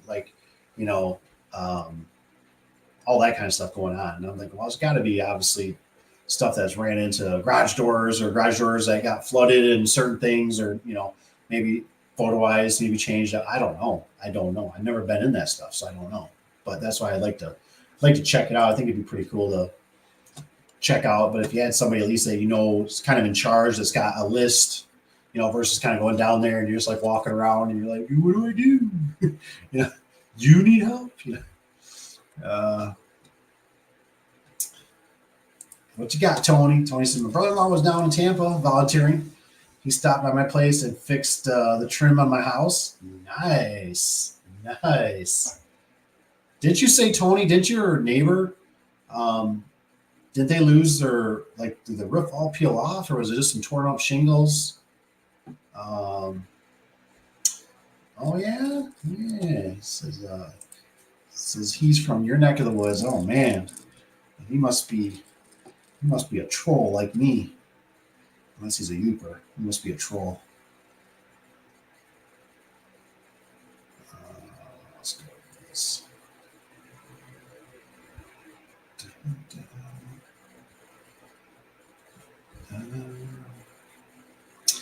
Says, yeah, he says, I will send you a picture of some damage around the park. Yeah, do it up, man. Love seeing that kind of stuff. I mean, I'm not glad, obviously, for people that have to go through it because that's horrible. But like I said, I always like seeing, because up here in Michigan, we just don't experience that kind of stuff. So it's kind of like it's got to be heartbreaking. I know. What was it? One guy I watched was Ben Molly was showing his place with all the sand and all the dirt that came up and how the flood. And I mean, it was like the water was over the pool, it was over hot tubs. I was like, holy cow, like the cleanup. And I just thought, does that ever have structural damage? They make everything so good there. I mean, I know older stuff can't hold up to that, but just but there's somebody's got photo eyes that are a problem. But it'd be cool if somebody was orchestrating for garage stores where you go down there and be like, well, hey, I got this person's on the list that needs, they had 4 feet of water. We don't know if it's a malfunction or photo eyes, or this one, a log, floated in and smashed their sections. We got the sections, I'm sure they figure it out. It goes through builders and, lumber yards and all that kind of stuff, but it'd just be cool to be able to try to, help out somewhat. What's Tony got? Otherwise, you know what? I think tomorrow's Monday. Just Monday. And I hope otherwise you guys have a good Monday on your hands. I hope you stay safe out there. Winter's coming. Winter's coming. We're not there yet. Still in the fall, but winter's coming. So just make sure you keep getting everything prepared and ready. And you guys take care. I'm going to see about getting a little rest before Monday comes. So thank you for being here. And like I said, don't forget, check out Tony's YouTube if you would, because you got to get them up. It takes time. It takes time to get the ball rolling. It's like the snowball.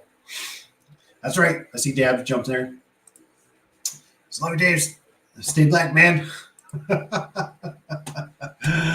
Oh, man. We have some stories tonight. That's for sure. All right, guys. Take care. We'll see you on the next one. Be safe. Got any pictures or anything? Send them to me. Email daveadubson@gmail.com.